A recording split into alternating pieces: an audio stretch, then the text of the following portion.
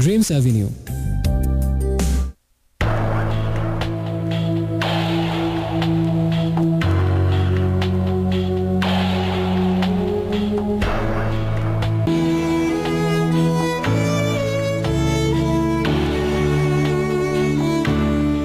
Hello friends, শুনছেন radio Amar 88.4 FM আর শুনছেন এই মুহূর্তে আপনার মধ্যরাতের আগন্তুক বন্ধু ইরাজকে।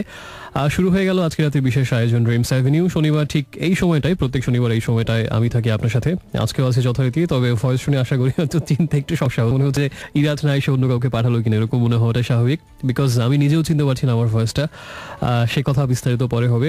সবাইকে স্বাগত জানাচ্ছি এবং এক সপ্তাহ পরে আসলেও আমি জানি না আজকে কেন যেন আমার বেশি করে মনে হচ্ছে যে অনেক দিন বোধহয় এর মধ্যে পার হয়ে গেছে, অনেক শতাব্দী, অনেক যুগ, কতদিন পর যেন কথা হচ্ছে সবার সাথে। আমি জানি না আমার মধ্যে এই ফিলিংটা কেন কাজ করছে, অনেক দিনের বিরহ মনে হচ্ছে আর কি। সে যাই হোক, আজকেও আশা করছি, তবে বহুদিন পরে আজকে বোধহয় নর্মাল শো হবে, স্পেশাল এপিসোড হচ্ছে না, কারণ আমার যতদূর মনে পড়ছে যে বিগত অনেকগুলো এপিসোড আমি স্পেশাল এপিসোডই করেছি একটার পর একটা বিভিন্ন দিক থেকে। আজকে সেই অর্থে আমি একটু স্পেশাল কন্ডিশনে আছি, যেহেতু এই জন্যই আজকে স্পেশাল এপিসোড আর হচ্ছে না, নর্মাল ড্রিমস অ্যাভিনিউ হচ্ছে। বাট সে যাই হোক না কেন, আমি আশা করছি প্রতিদিনের মতো আপনি আমার সাথে থাকবেন আর আপনার SMS এর মাধ্যমে সবকিছু জানাবেন, আপনার মনের কথা এবং আপনি যা শুনতে চান, যা ডেডিকেট করতে চান যে কোনো কাউকে, সবকিছুর জন্য একটি SMS করবেন। প্রথমে লিখবেন radio Amar shortest version R A space দিয়ে আপনার নাম, ঠিকানা এবং তারপরে কথাগুলো লিখে পাঠিয়ে দিন 6969 এই নাম্বারটাতে। তা একটু পরে ফিরছি, সাথে থাকুন।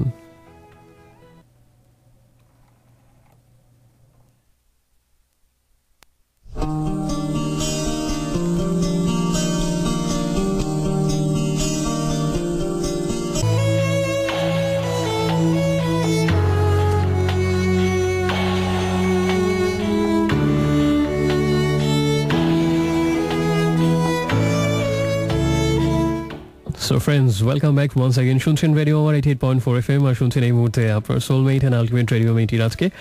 শনিবার রাতের বিশেষ আয়োজন ড্রিমস অ্যাভিনিউতে আপনাকে আরেকবার স্বাগত জানাই।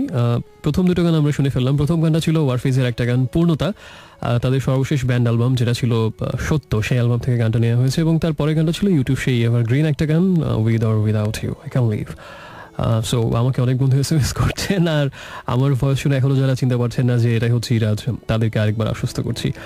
গলা শুনেই বুঝতে পারছেন আজকে আমি ফিজিক্যালি খুব একটা ভালো অবস্থায় নেই। ইনফ্যাক্ট আজকে শো করতে পারবো এরকম ধারণা আমার সকালবেলা তো ছিল না। আমি সকালেও রেডিওকে জানিয়ে দিয়েছিলাম যে আজকে শো করতে পারবো না, কিন্তু শেষ পর্যন্ত একটু বেটার ফিল করে আমি চলে এসেছি, কারণ আমি আমার সাধ্যের শেষ বিন্দু পর্যন্ত চেষ্টা করি শো মিস না করার জন্য। যদি অনেকে অনেক সময় অভিযোগ করেন যে কেন আসলাম না, বাট আমি আজকের এক্সাম্পল দিয়ে বলছি যে আমি একেবারে আমার লাস্ট মোমেন্ট পর্যন্ত ট্রাই করি যাতে মিস না হয়। আজকে এই মুহূর্তে কিন্তু আমার শরীরের অবস্থা খুবই খারাপ। কালকে ভোরে 102 ডিগ্রি জ্বর ছিল, এখনও আছে সেটা, এবং ইনফ্যাক্ট এখন একটু কমলেও ভাইরাস জ্বরের কারণে আমার শরীর খুবই দুর্বল। এই মুহূর্তে হাঁটতে গেলে মাথা ঘুরে পড়ে যায় অবস্থা। But still I am here only for you guys, because my friends. আর আমি জানি না কতদিন করতে পারবো, সো এর মধ্যে একটা শো যেন আমার মিস করতে না হয়, সেজন্য আমি আমার সেই সুযোগটা হারাতে চাই না। সেজন্য একসাথে থাকার তাগিদ থেকে, একটা প্রবল তাড়না থেকে চলে এসেছি এই মুহূর্তে হট সিটে। এই কারণে হয়তো কিছুটা হলেও আমি অন্য দিনের মতো হয়তো এন্টারটেইন আপনাকে করতে পারবো না, but still I'll try my level best. এবং সেজন্য আপনার সঙ্গ এবং আপনার সাহচর্য সব কিছুই আমি আজকে চাই, আরও অনেক বেশি করে। আর SMS করার নিয়মটা যথারীতি সবসময় একই থাকছে। আপনার মোবাইলের SMS অপশনে গিয়ে প্রথমে লিখবেন radio Amar shortest version, which is R A space দিয়ে আপনার নাম, ঠিকানা এবং তারপরে কথাগুলো লিখে পাঠিয়ে দেবেন সেই একই নম্বর 6969 এই নাম্বারটাতে। আর অনেকে আমাকে SMS পাঠিয়েছেন। ইন্টারেস্টিং হচ্ছে যে আজকে বেশ কয়েকদিন ধরে ছায়া হচ্ছেন ফার্স্ট SMS সেন্ডার, কিন্তু আজকে তিনিও পারেননি, তিনি চলে গেছেন 2-এ, এবং আগের সব সময় একে থাকা রাশেদ চলে গেছেন 3-এ। আজকে একে এসেছেন ড্রিম গার্ল। তো ইন্টারেস্টিং যে 1-2-এ চলে যাচ্ছে, 2-3-এ চলে যাচ্ছে, খেলা বেশ জমে উঠেছে। আজকে ড্রিম গার্ল ফার্স্ট SMS পাঠিয়েছে আমাকে এবং লিখেছে যে আমার গত মাসে ফোন কল নেওয়ার কথা ছিল নাকি, কিন্তু গত মাস শেষ হয়ে এই মাস চলে যাচ্ছে, অনেক স্পেশাল এপিসোড তো হলো, এবার একদিন ফোন কল নাও মনে করিয়ে দিলেন তিনি। আজকে তো সম্ভব নেই এই অবস্থায়, আমি খুব তাড়াতাড়ি হয়তো চেষ্টা করব। ছায়া আমাকে মিরপুর থেকে জানিয়েছেন সেটা হচ্ছে যে তাহা হাসানের আঙুল গানটা তিনি শুনতে যাচ্ছেন এবং তিনি অনেক সিক, দোয়া করছে আপনার জন্য। রাশেদ আমাকে জানিয়েছেন নারায়ণগঞ্জ থেকে, সেটা হচ্ছে যে উইকটা কেমন কাটলো, উইকটা যে কেমন কেটেছে, কতটা প্রেশারে, সেটা তো আমার এখনকার অবস্থা দেখেই বোঝা যাচ্ছে। এবং আসলে খুব বেশি নিজের উপরে ধকল যাচ্ছিল অনেক দিন ধরেই, কিছু করার ছিল না, আমি তো বাধ্য সব কিছু একসাথে মেনটেন করতে গিয়ে এটা হবেই।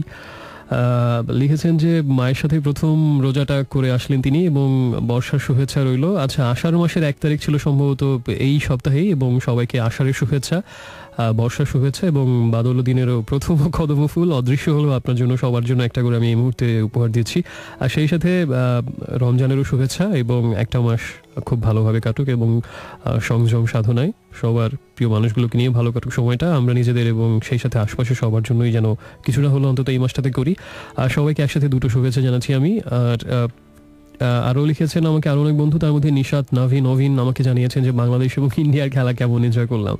ওই দিন আমি আসলে পথে ছিলাম এবং তখন আমার 102 ডিগ্রি জ্বর, কিন্তু তার মধ্যেও একটা বিশাল জার্নি করতে হয়েছিল আমাকে, ঢাকার বাইরে থেকে ঢাকা আসছিলাম। তো ওই মুহূর্তে আমি ওই মাইক্রোবাসে বসে আসলে খুব মানে 3 ঘন্টা রাস্তা জ্যামের কারণে, ওই দিন যেহেতু বৃহস্পতিবার ছিল প্লাস পরের দিন প্রথম রোজা, মানে ভয়াবহ জ্যাম ছিল রাস্তা। আমার 3 ঘন্টার পথ 8 ঘন্টা লেগেছে আমার বাসায় পৌঁছাতে, রাত 11টা বেজে গেছে আর কি। তো প্রচণ্ড অসুস্থতার মধ্যে গাড়িতে বসে খুব খারাপ লাগছিল, বাট স্টিল মনে করছিলাম যে বাসায় কখন যাবো, খেলাটা কিছুটা হলেও দেখতে পারবো। তো বাসায় এসে এত খারাপ অবস্থায় আমি মানে রেস্ট না নিয়ে আমি বসে বসে খেলা শেষ পর্যন্ত দেখলাম, বিকজ অনেকদিন পরে ইন্ডিয়াকে এরকম একটা স্পেশালি বিশ্বকাপে সেই ম্যাচের পরে হারানোর এরকম একটা সুযোগ এসছে, সেজন্য পুরো খেলাটা দেখলাম এবং সেই অনুভূতি বলে বোঝানোর মতো না, অসাধারণ লেগেছে বাংলাদেশের এই বিজয়। এবং এত একটা শক্তিশালী একটা দলের বিপক্ষে, যাদের ব্যাটিং লাইন আপ এত শক্তিশালী, তাদের বিপক্ষে যদিও 79 রানের জয়, আমার কাছে মনে হয়েছে যে আসলে 100 রানের বেশি ব্যবধানও জিততে পারতো এবং খেলার ব্যবধান অনেক আগে নির্ধারিত হয়ে গিয়েছিল। আসলে এত নিরঙ্কুশ আধিপত্যের মাধ্যমে জয়, মানে হয়তো স্কটল্যান্ড, কেনিয়া এসব দলের সাথে এক সময় দেখতাম আমরা, কিন্তু ভারতের মতো দলের সাথে এভাবে হেসে খেলে 100-র মতো রানে বিজয় এবং খেলা শেষ হওয়ার অনেক আগেই খেলার রেজাল্ট জেনে গেছি আমরা কি হতে পারে, এটা ভাবাই যায় না। সত্যি অসাধারণ এবং বাংলাদেশ দলকে অভিনন্দন। আশা করছি সামনের দুটো ম্যাচের অন্তত একটা ম্যাচ জিতে আমরা সিরিজ জিততে পারবো। আর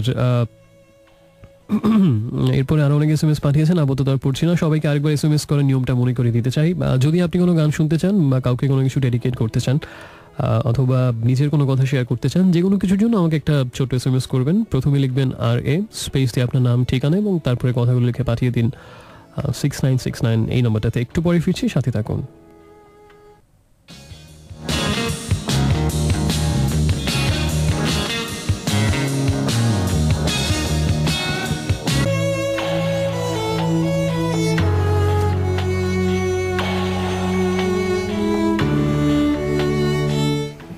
So friends, welcome back once again. শুনছেন এই মুহূর্তে আজকে আরেকবার চলছে dreams avenue only on radio Amar 88.4 FM, সময় এক্স্যাক্টলি 11:35 আর একটু আগে শুনছিলাম মাইলসের একটা গান, প্রথম প্রেমের মতো। এটা বোধহয় অনেক রিকোয়েস্ট এসেছিল এবং বোধহয় রাশেদও শুনতে চেয়েছিল, কিন্তু আমি নিজে থেকেই প্লে করে দিয়েছিলাম। মিলে গেছে তাদের সাথে যারা SMS করেছেন এই গানটার জন্য।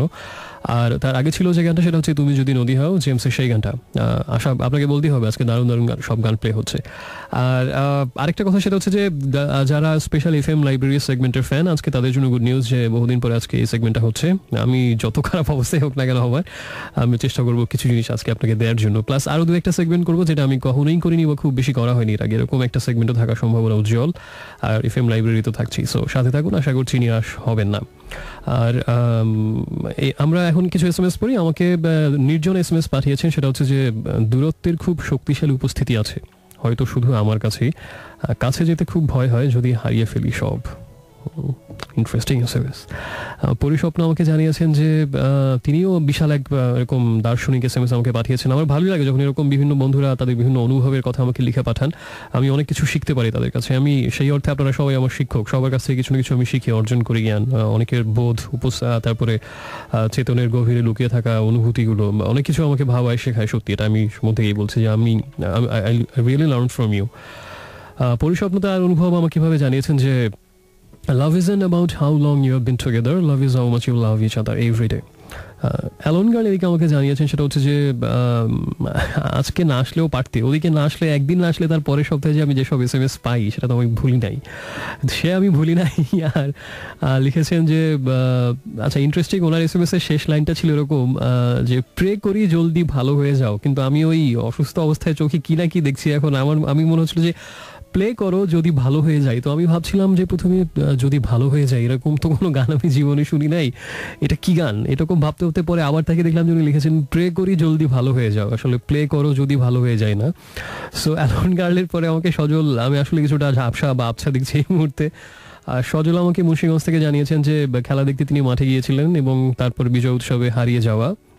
আমার স্টেডিয়ামে তো যাওয়া হয়নি, ওই যে পথে ছিলাম, পথে পথে আমার বাড়িঘর, সেই মেটালিকার গানের মতো, and the road becomes my bride war ever I may I, ওই যে and the road becomes my bride war my I হে লে মাই হের is home war ever I may Rome.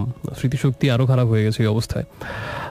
তারপরে লিখেছেন যে ভারতকে ওয়াশ করা যাবে বলে মনে হয়। আমি ওয়াশ টোয়াশ যাই না, আরেকটা ম্যাচ জিতলেই আমি খুশি, সিরিজটা জিতলেই হলো। আর তাহমিনা মুগনি, অনেক পুরনো বন্ধু, তারা সাথে আছেন, উপস্থিতি জানান দিয়েছেন।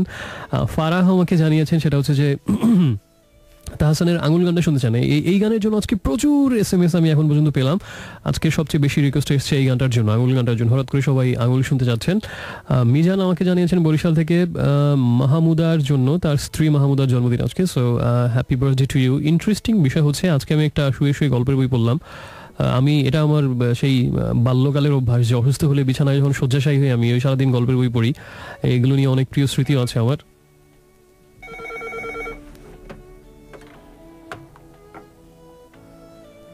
আমাদের ল্যান্ডফোনের লাইন হঠাৎ করে আবার বেজে উঠে বিভ্রাট ঘটালো। সে যাই হোক না কেন, আমি যেটা বলতে চাচ্ছি সেটা হচ্ছে যে এই অসুস্থ অবস্থায় শয্যাশায়ী হয়ে গল্পের বই পড়ার যে আমার সেই সুদীর্ঘ স্মৃতি, তার অনেক মজার মজার স্মৃতি আছে, সে আরেকদিন হবে। আজকে শুধু একটা আব্দুল মান্নান সৈয়দের গল্প পড়ছিলাম আজকে, মাছ মাংস মাৎসর্যের রূপকথা বই থেকে। তো ওইখানে একটা গল্প বললাম আজকে হঠাৎ এক দুপুরে। গল্পটা ভালোই, কোনো একদিন হয়তো আমি শেয়ার করতেও পারি। ওই বইয়ের কেন্দ্রীয় চরিত্রের নাম ছিল মাহমুদা, আপনার স্ত্রীর নামে, তো সেটাই ভাবলাম কোইন্সিডেন্স।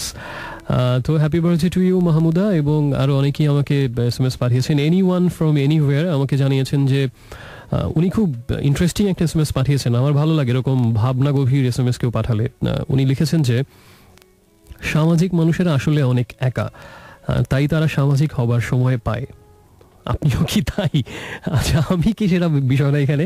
বিষয় হচ্ছে আপনার আগের কথাটা আসলে চিন্তার বেশ খোরাক আছে এর মধ্যে, যে সামাজিক মানুষেরা নাকি আসলে অনেক একা, এই জন্যই তারা সামাজিক হবার সময় পায়। কথাটা ভাবনার অবকাশ রাখে এবং এর পক্ষে বিপক্ষে দুই দিকে অনেক কথা বলা যেতে পারে। কেউ বলবেন হ্যাঁ কথায় যুক্তি আছে, আবার কেউ বলবেন না বিষয়টা এরকম না। আমার কাছে যেটা মনে হয় আসলে সেটা আমি একটু বলি। আমার কাছে মনে হয়, আমার সম্পূর্ণ ব্যক্তিগত অনুভূতি বা অভিমত হচ্ছে এরকম যে, দুঃখিত, আসলে প্রত্যেকটা মানুষই একা, ভীষণ একা, এবং এটা হচ্ছে পৃথিবীর শাশ্বত একটা সত্য। তো আমরা যেটা করি, আমরা সেই আমাদের মানে প্রবল একাকিত্বকে বা আমাদের একটা নিয়তি হয়ে যাওয়া সেই একাকিত্বকে আসলে আমরা ঢাকার জন্য বা সেই শূন্যতাটাকে ভরাট করার জন্য আমরা একেবারে জন্ম থেকে মৃত্যু পর্যন্ত নিরন্তর আমরা চেষ্টা করে যাই, সংগ্রাম করে যাই, সাধনা করে যাই। এবং সবসময় যে আমরা সচেতনভাবে করি এমনটাও না। অনেক সময় দেখা যায় যে আমরা আসলে, অনেক সময় না, বেশিরভাগ সময় সারা জীবন ধরে আমরা যে সেই চেষ্টাটা করে যাই আমাদের সেই শূন্যতাটা ভরাট করার বা আমাদের সেই একাকিত্বের বা নিঃসঙ্গতাকে মোচন করার, সেটা আমরা হয়তো সচেতন থাকিও না। এবং এই সারা জীবন ধরে আমরা যত সম্পর্ক গড়ি, সম্পর্কের মায়াজালে জড়াই, আবার নতুন করে ভাঙা গড়া, বা ব্যক্তি জীবন, সামগ্রিক জীবন, রাষ্ট্রীয় জীবন, আশপাশের মানুষগুলোর সাথে, পরিবারের সাথে, সব কিছুর সাথে মিলেমিশে যে একটা জীবনের প্রবাহটা এগিয়ে যেতে থাকে একটা নির্দিষ্ট লক্ষ্যে, গন্তব্যে, একটা নির্দিষ্ট পথ ধরে, এই সব কিছুই আসলে সেই বোধের গভীরে যে ভীষণ এক চিরন্তন শূন্যতা, হাহাকার বা নিঃসঙ্গতা, সেটাকে ঢাকার জন্য, সেটাকে সেই শূন্যতাটাকে বা সেই ফাঁকটাকে ভরাট করার জন্য। এবং দেখা যায় যাদেরকে আমরা সফল বলি বা যাদের জীবন সফল আমরা বলে ধারণা করে থাকি, তারা সেই ফাঁকাটা খুব সুন্দরভাবে ভরাট করতে পারেন। তাদের সেই যে বুনট, সেই সুই সুতোর সেলাইটা চমৎকার হয়, দৃষ্টিনন্দন হয়, মাধুর্যপূর্ণ হয়। তারা খুব ভালোভাবে সেটা ভরাট করতে পারেন। অনেকের আছে যে, এবং তারা হয়তো সারা জীবনে সেই নিঃসঙ্গতাটাকে, সেই শূন্যতাটাকে ভাবে আর টের পান না সেই কারণেই। আবার কেউ আছে যে সুই মানে সেলাইয়ের কাজে অত দক্ষ না, বা তাদের সেলাইটা বা সেই কাজটা অত সুন্দর হয় না, জীবনের শূন্যতাগুলোকে ওইভাবে অত ভালোভাবে ভরাট করতে পারেন না। তাদের সেই ফাঁকফোকরগুলো প্রায়শই বের হয়ে পড়ে এবং জীবনের শূন্যতাগুলো, চিরন্তন হাহাকারটা প্রায়শই হয়তো তাদেরকে এক রূঢ় সত্যের মতো হয়ে তাদের সম্মুখে এসে দাঁড়ায়। তাদের জীবনটা হয় আবার এরকম। কিন্তু আদতে আমার কাছে মনে হয় যে আপনি হয়তো খুব সুন্দরভাবে পাতা বিছিয়ে সেই গর্তটাকে, সেই শূন্যতাটাকে ভরাট করলেন, কিন্তু আসলে শূন্যতাটা চলে যায় না কখনোই, হয়তো আপনার দৃশ্যমান গ্রাহ্য সীমার বাইরে থেকে যায়। কিন্তু আসলে হঠাৎ হঠাৎ এক ধ্রুব সত্যের মতো, কোনো এক বহু বছর পরে বা বহু শতাব্দীতে একবারই আসে এমন কোনো নক্ষত্রের মতো, এমন কোনো ধূমকেতুর মতো, হঠাৎ কখনো হয়তো সেই ধ্রুব সত্যটা কোনো এক অতীন্দ্রিয় মুহূর্তে, হতে পারে কোনো এক জ্যোৎস্না রাতে, কোনো এক নদীর চড়ায় দাঁড়িয়ে, পুরো এক মহাজাগতিক অনুভূতির সামনে দাঁড়িয়ে হঠাৎ করে সেই ধ্রুব সত্যটা সামনে চলে আসে। জীবনে হয়তো একবারই, আবার এমন হতে পারে জীবনে একবার আসলো না, বা একাধিকবারও আসতে পারে সেই শাশ্বত সত্য। আসলে জীবনে যখন আপনি দেখবেন যে সেই মহাপ্রবাহ জীবনের বা সেই মহাজীবন, মহাজগৎ, মহাপৃথিবীর একটু দার্শনিক গভীরে থাকলে মনে হয় আসলে সেই বা অস্তিত্ববাদের দিকে যদি আমরা ফিরে যাই, সেই যে একদিন শূন্যতা থাকবে না, আমরা কেউই থাকবো না, কিছুই থাকবো না, তখন এক যে প্রবল হাহাকার গ্রাস করে, তখন সব কিছু যে অর্থহীন, অসার, অবাস্তব মনে হয় এবং সব মায়ার খেলা, মিথ্যে ছলনা মনে হয় সবই। সেই এক অদ্ভুত চেতনার সামনে দাঁড়ালে মনে হয় সবই শূন্যতার এক দীর্ঘ হাহাকারে ভরা।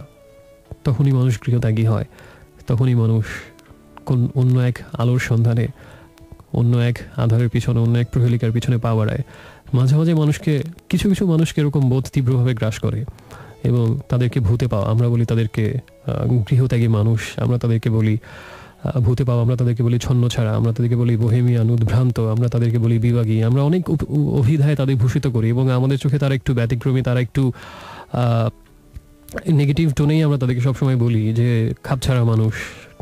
হয়তো কিছু কিছু মানুষের সামনে সেই রূঢ় সত্যটা খুব তীব্রভাবে, এতটাই তীব্রভাবে সে প্রকট হয়ে দাঁড়ায়, সেই সত্যের ভার তারা সইতে পারেন না, যার ফলে এই স্বাভাবিক জীবন, এই সংসারী জীবন বা এই সব কিছু তাদের পক্ষে আর মেনে নেওয়া ভাবে সম্ভব হয় না, বা তারাও মানে নিতে পারে না। অন্য এক কোনো সত্যের উদ্দেশ্যে তাদের জীবনটা ব্যয় হয়ে যায়, আমাদের ভাষায় অপচয়িত হয় তাদের জীবনটা। সো আসলে প্রচণ্ড শূন্যতাটাই ভরা চারদিকে, যদি আপনি সেই মহাচেতনা থেকে পুরো বিষয়টাকে দেখেন। কিন্তু আমরা সচেতনভাবে সেটা ভুলে থাকার তাগিদে, সচেতনভাবে সেটাকে এড়িয়ে যাওয়ার তাগিদে আমরা সুন্দর একটা ওই যে সুই সুতোর মাধ্যমে খুব সুন্দর সূচিকর্ম করতে করতে জীবনটা এগিয়ে নেই এবং খুব ভালোভাবে যারা যতটা দক্ষ এবং যারা যতটা ভাগ্যবান বা সব কিছু মিলিয়ে, কেউ হয়তো ভালো সেলাই করতে পারি এবং কেউ পারি না, কারো সূচিকর্ম দেখার মতো হয়, অদ্ভুত একটা প্রদর্শনীর যোগ্য শিল্প হয়ে ওঠে, কারোটা হয় না। কিন্তু আসলে সব শিল্পকর্ম সেটা ব্যর্থ হোক, সফল হোক, তার নিচেই থাকে সেই ভয়াবহ ভরাট শূন্যতা।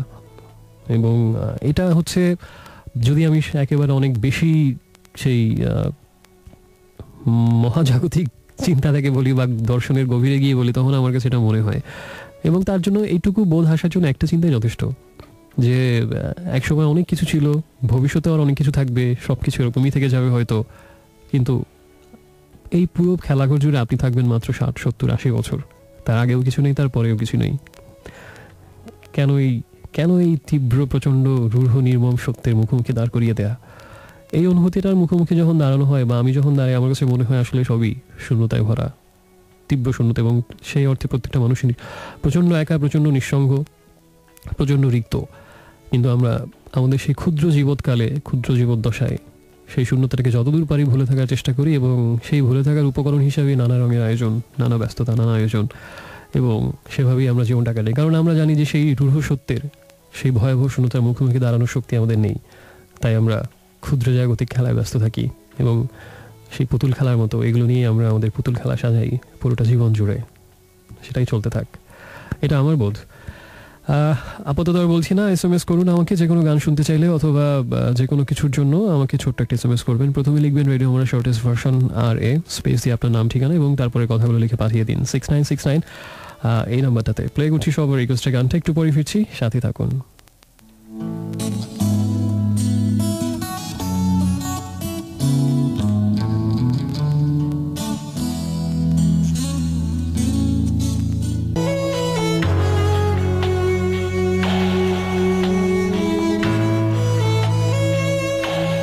Hello friends, welcome back once again. শুনছেন এই মুহূর্তে আজকে আরেকবার, আর চলছে dreams avenue only on radio Amar 88.4 FM। আমি ভাবছিলাম আমার এই ক্যানক্যানের ভয়েসের থেকে নিশ্চয়ই ব্যাকগ্রাউন্ড মিউজিকটা অনেক বেশি এনজয় করছেন, দ্যাটস ওয়াই দেরি করে আসলাম, আর কোনো কারণ নেই। শুনছিলাম একটু আগে যে গানটা, সেটা হচ্ছে অ্যাডেলের গান সামওয়ান লাইক ইউ, এবং তার আগে ছিল তাহসানের আদর গানটা। অনেকগুলো SMS এসেছিল যে গানের জন্য, SMS এসছে অনেক। আমাকে মাধবী SMS পাঠিয়েছেন, নয় ফুল নয় লতা, মাধবী, থ্যাঙ্কস ফর ইউর উইশ, এবং চেষ্টা করবো আপনার গানটা প্লে করার জন্য। এবং আমাকে জানিয়েছেন আরেকজন বন্ধু, তিনি তার নিজের নাম লিখতে ভুলে গেছেন, লিখেছেন যে শিহাব নামের একজন গাধা বন্ধুকে অনেক মিস করছেন।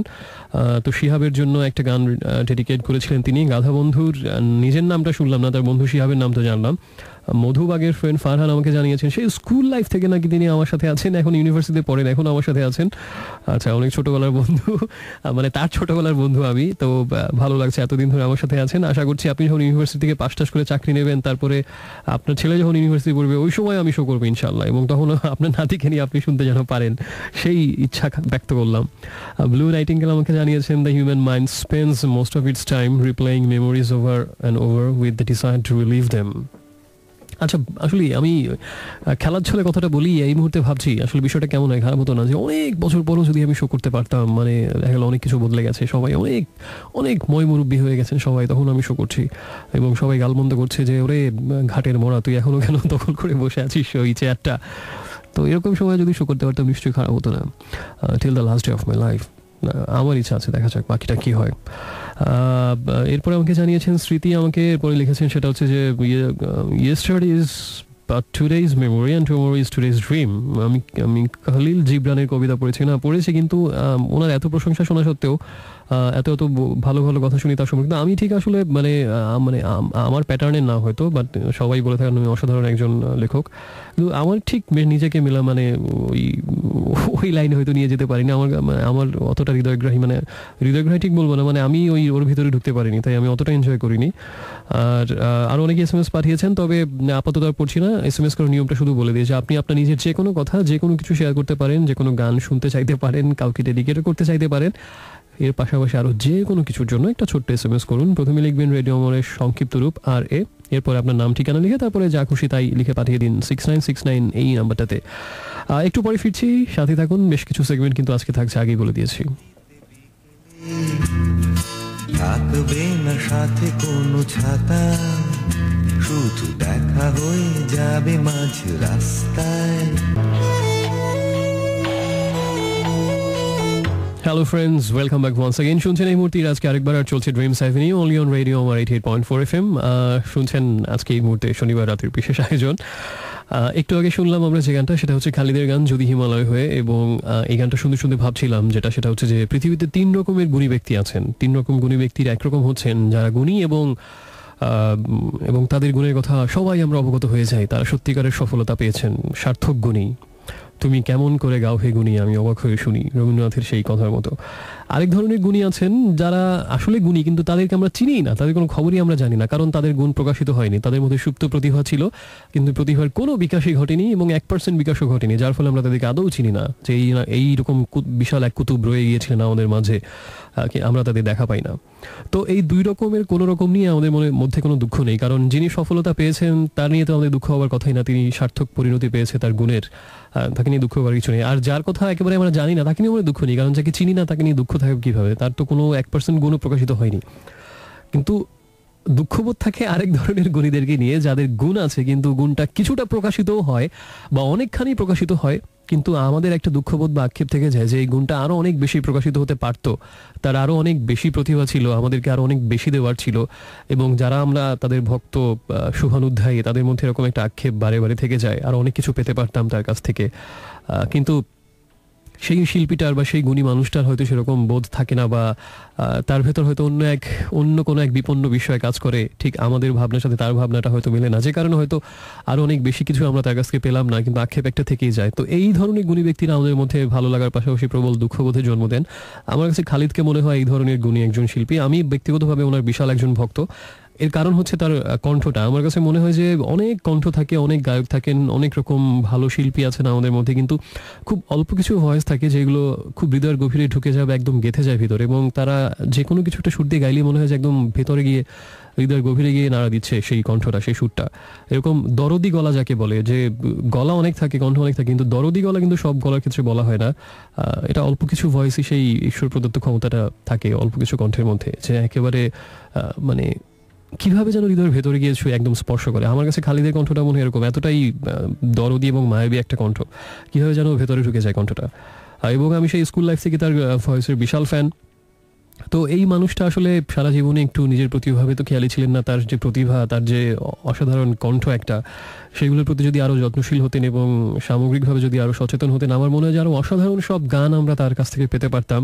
এবং এক্ষেত্রে তার নিজের ব্যক্তিগত অবহেলার পাশাপাশি আমার কাছে মনে হয়েছে মিউজিক ইন্ডাস্ট্রির যে বিশাল পলিটিক্স এবং সেই কাদা ছড়াছড়ি এরকম, আমি এগুলো জেনেই বলছি অফ দ্য রেকর্ডেই, সেটা হচ্ছে যে সেগুলো যদি আর কম হতো, যদি ভালো এক্সপোজার পেতেন এবং যদি কোনো ভালো পৃষ্ঠপোষকতা পেতেন, আমার কাছে মনে হয় যে খালিদের কাছ থেকে আমরা অনেক অসাধারণ গান আরও পেতে পারতাম। এবং আমি ব্যক্তিগতভাবে মানুষটাকে চিনতাম। আমি একটা সময় যে বাসায় থাকতাম, ওই বাসাতেই তিনি প্রায় আসা যাওয়া করতেন, তার বড় বোন ওই বাসায় থাকতেন, এবং উনি অসাধারণ একজন মহিলা ছিলেন। আমি এখনও তার কথা প্রায়ই মনে করি এবং আল্লাহর কাছে দোয়া করি যে তিনি ভালো থাকুন। এরকম অসাধারণ ভালো মানুষ খুব বেশি আমি দেখিনি সেই ভদ্রমহিলার মতো। এবং যখনই নিচে গ্যারেজে দেখা হতো কোথাও যাওয়া আসার পথে, উনি মাথায় হাত বুলিয়ে আল্লাহর কাছে দোয়া করতেন অনেকক্ষণ ধরে। এবং সত্যি এরকম অচেনা অপরিচিত একদম অনাত্মীয় একজন মানুষ যে সামনে যাকে পাচ্ছেন তাকে যে একদম মাথায় হাত বুলিয়ে আল্লাহর কাছে দোয়া করছেন যেন ভালো হয় তার, এটা সত্যি এরকম মহানুভবতা এখন খুব বেশি দেখা যায় না। আমি এখনও ওনাকে শ্রদ্ধা করে স্মরণ করি। এবং তো ওখানে যাওয়া সুবাদে তার সাথে প্রায় আমার খালিদের সাথে লিফটে দেখা হতো, টুকটাক গল্প গুজব হতো। এবং প্রাথমিকভাবে মনে হয় মানুষটা খুব গম্ভীর, প্রচণ্ড মুডি এবং খুব সহজে কথাবার্তা বলেন না, এরকম একটা ধারণা আমার ছিল। কিন্তু একবার তার ভেতরে ঢুকতে পারে দেখা যায় যে ভেতরে কি অফুরন্ত হাস্যরস এবং কি মজার একটা মানুষ তিনি। তো আমার কাছে মনে হয়েছে যে, এবং তার সাথে কথাবার্তা বলে বিভিন্ন সময় আমার যতটুকু ধারণা আসলে তার প্রতিভার এটা আমাদের মিউজিক ইন্ডাস্ট্রি ব্যর্থতা। যেরকম অসাধারণ একটা কণ্ঠের অধিকারী একজন মানুষকে আমরা ইউটিলাইজ করতে পারিনি, আর অনেক অসাধারণ গান তার কাছ থেকে আমরা আদায় করতে পারতাম, এটা সামগ্রিকভাবে আমাদের সবারই ব্যর্থতা।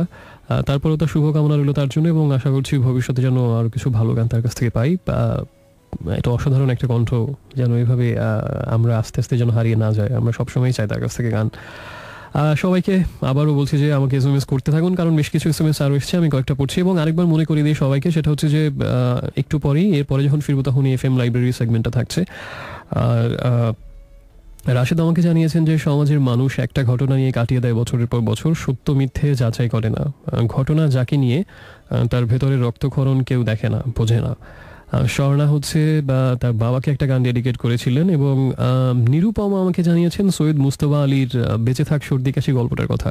এটা পড়েছি কিনা, এটা তো আমি পড়েছি বটেই। এবং এই গল্প আমি এটা পড়েছিলাম ক্লাস 4-এ থাকা অবস্থায়, আর গল্পটা আমি একদিন FM লাইব্রেরি সেগমেন্টেও শেয়ার করেছি। এবং আমার কাছে মনে হয় অসম্ভব রকম প্রিয় একটা গল্প আমার। এত মানে এটা নিয়ে আসলে আমি ভাষা খুঁজে পাইনি এটা নিয়ে কিছু বলতে গেলে, কারণ মাঝে মাঝে জীবনে বা জগতে বা চারপাশে এমন কিছু দেখি যে খুব সহজ কিন্তু এত সুইট, যে এত মিষ্টি, যে সেটা থেকে চোখ ফেরানো যায় না বা সেটা কিছুতেই ভোলা যায় না, মনের গভীরে নাড়া দিয়ে যেতেই থাকে অগণন সময় ধরে। মানে এত বেশি সুইট, খুব বেশি সুইট যদি জগতে কিছু থাকে সেটা হচ্ছে এই গল্পটা।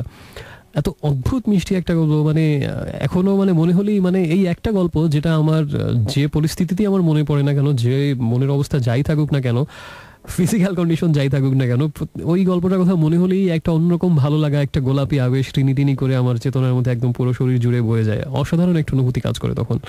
এত অদ্ভুত মিষ্টি সেই গল্পটা, বেঁচে থাক সর্দি কাশি। এবং আমি FM লাইব্রেরিতে একবার শেয়ার না করলে হয়তো আজকেই স্মৃতি থেকে আরেকবার শেয়ার করে ফেলতাম। এবং সত্যি আমার কাছে মনে হয় যে অদ্ভুত অতুলনীয়, একেবারে স্বর্গীয় সৌন্দর্যে ভরা একটা গল্প, মানে খুব বেশি সুন্দর কিছু আর কি। যাই হোক,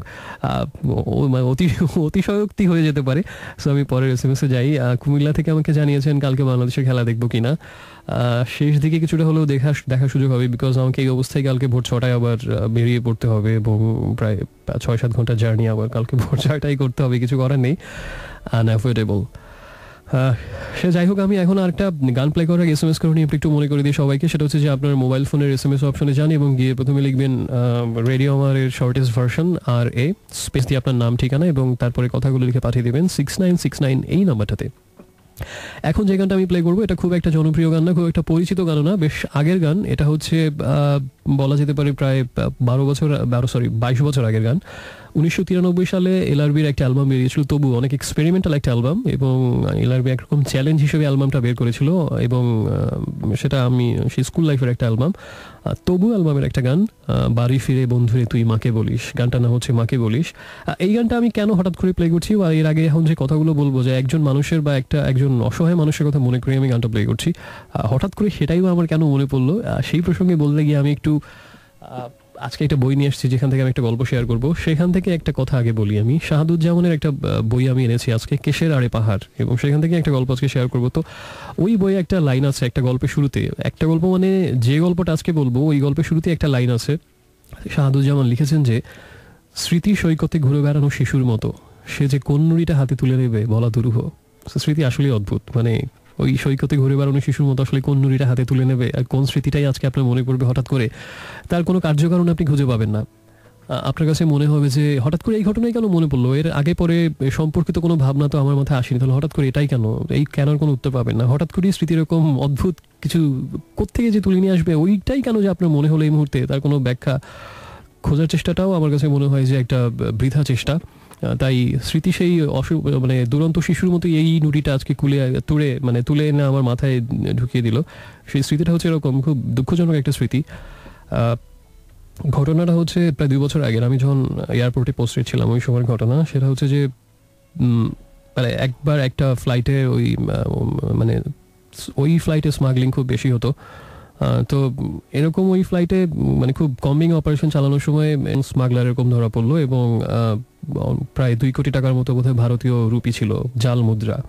তো ওই জাল মুদ্রা সহ একজনকে আমরা ধরলাম, আমারই নেতৃত্বে আমার টিমের সবাই মিলে ধরলাম। এবং তারপরে যেটা হলো যে তাকে জেরা করা এবং তার একেবারে পুরো শরীর তল্লাশি করা, তার ব্যাগ লাগেজ যা ছিল সব কিছু তল্লাশি করা।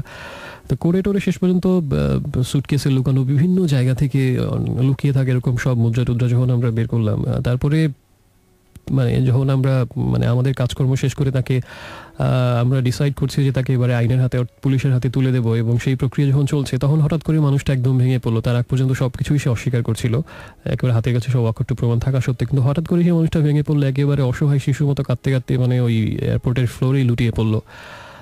এবং কান্নার ফাঁকে ফাঁকে সে শুধু একটা কথাই বলছিল, সেটা হচ্ছে যে ওই স্মাগলড গুডসের ভেতরে তার ওই ইন্ডিয়ান রুপির সাথে কিছু অর্নামেন্টও ছিল গোল্ডের।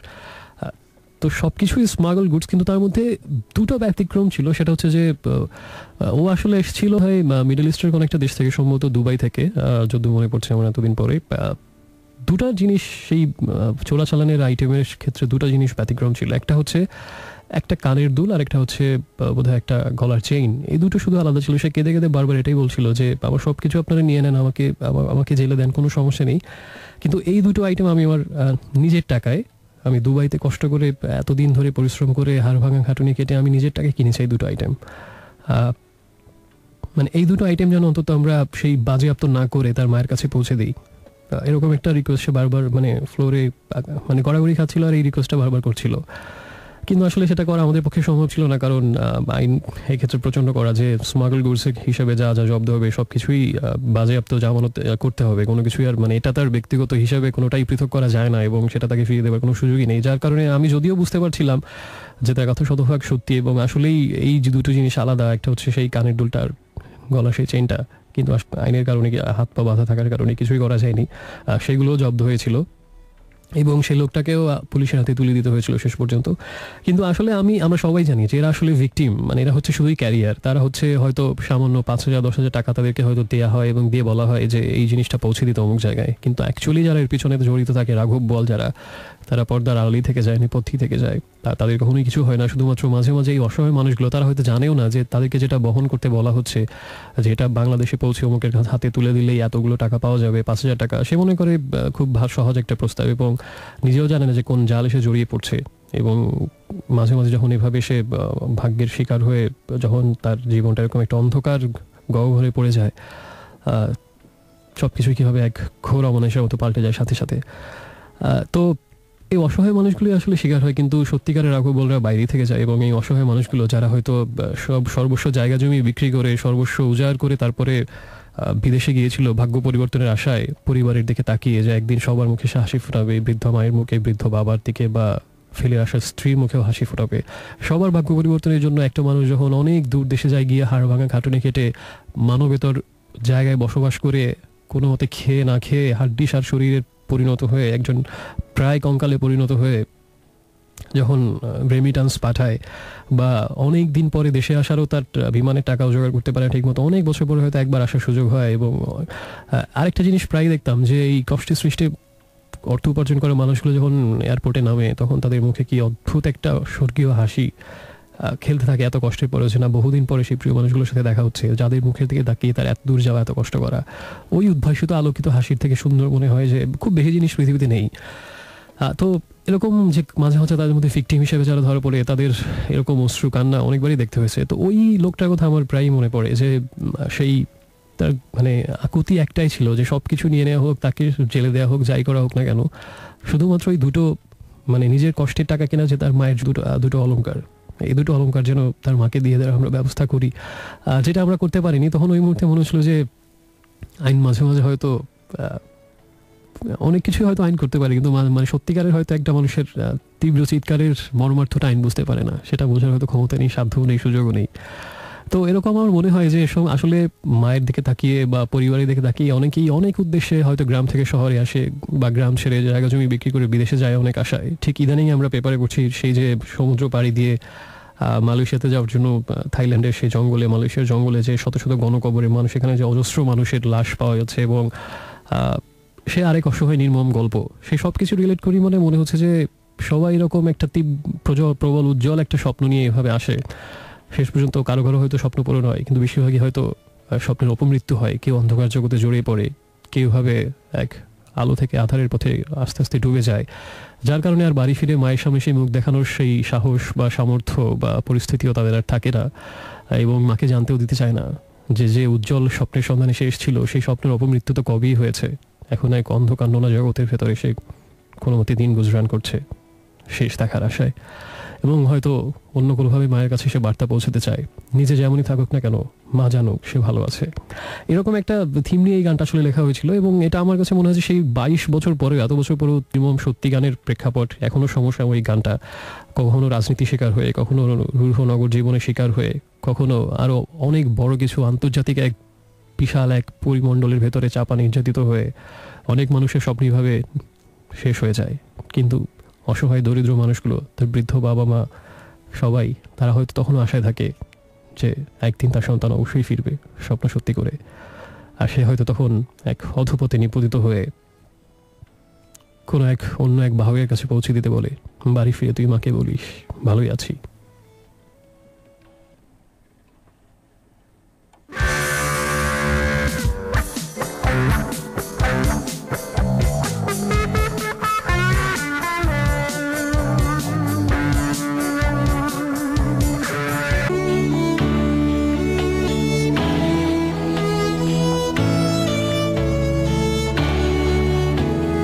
So friends, welcome back once again. শুনছেন এই মুহূর্তে আজকে আরেকবার আর চলছে dreams avenue only on radio 88.4 FM।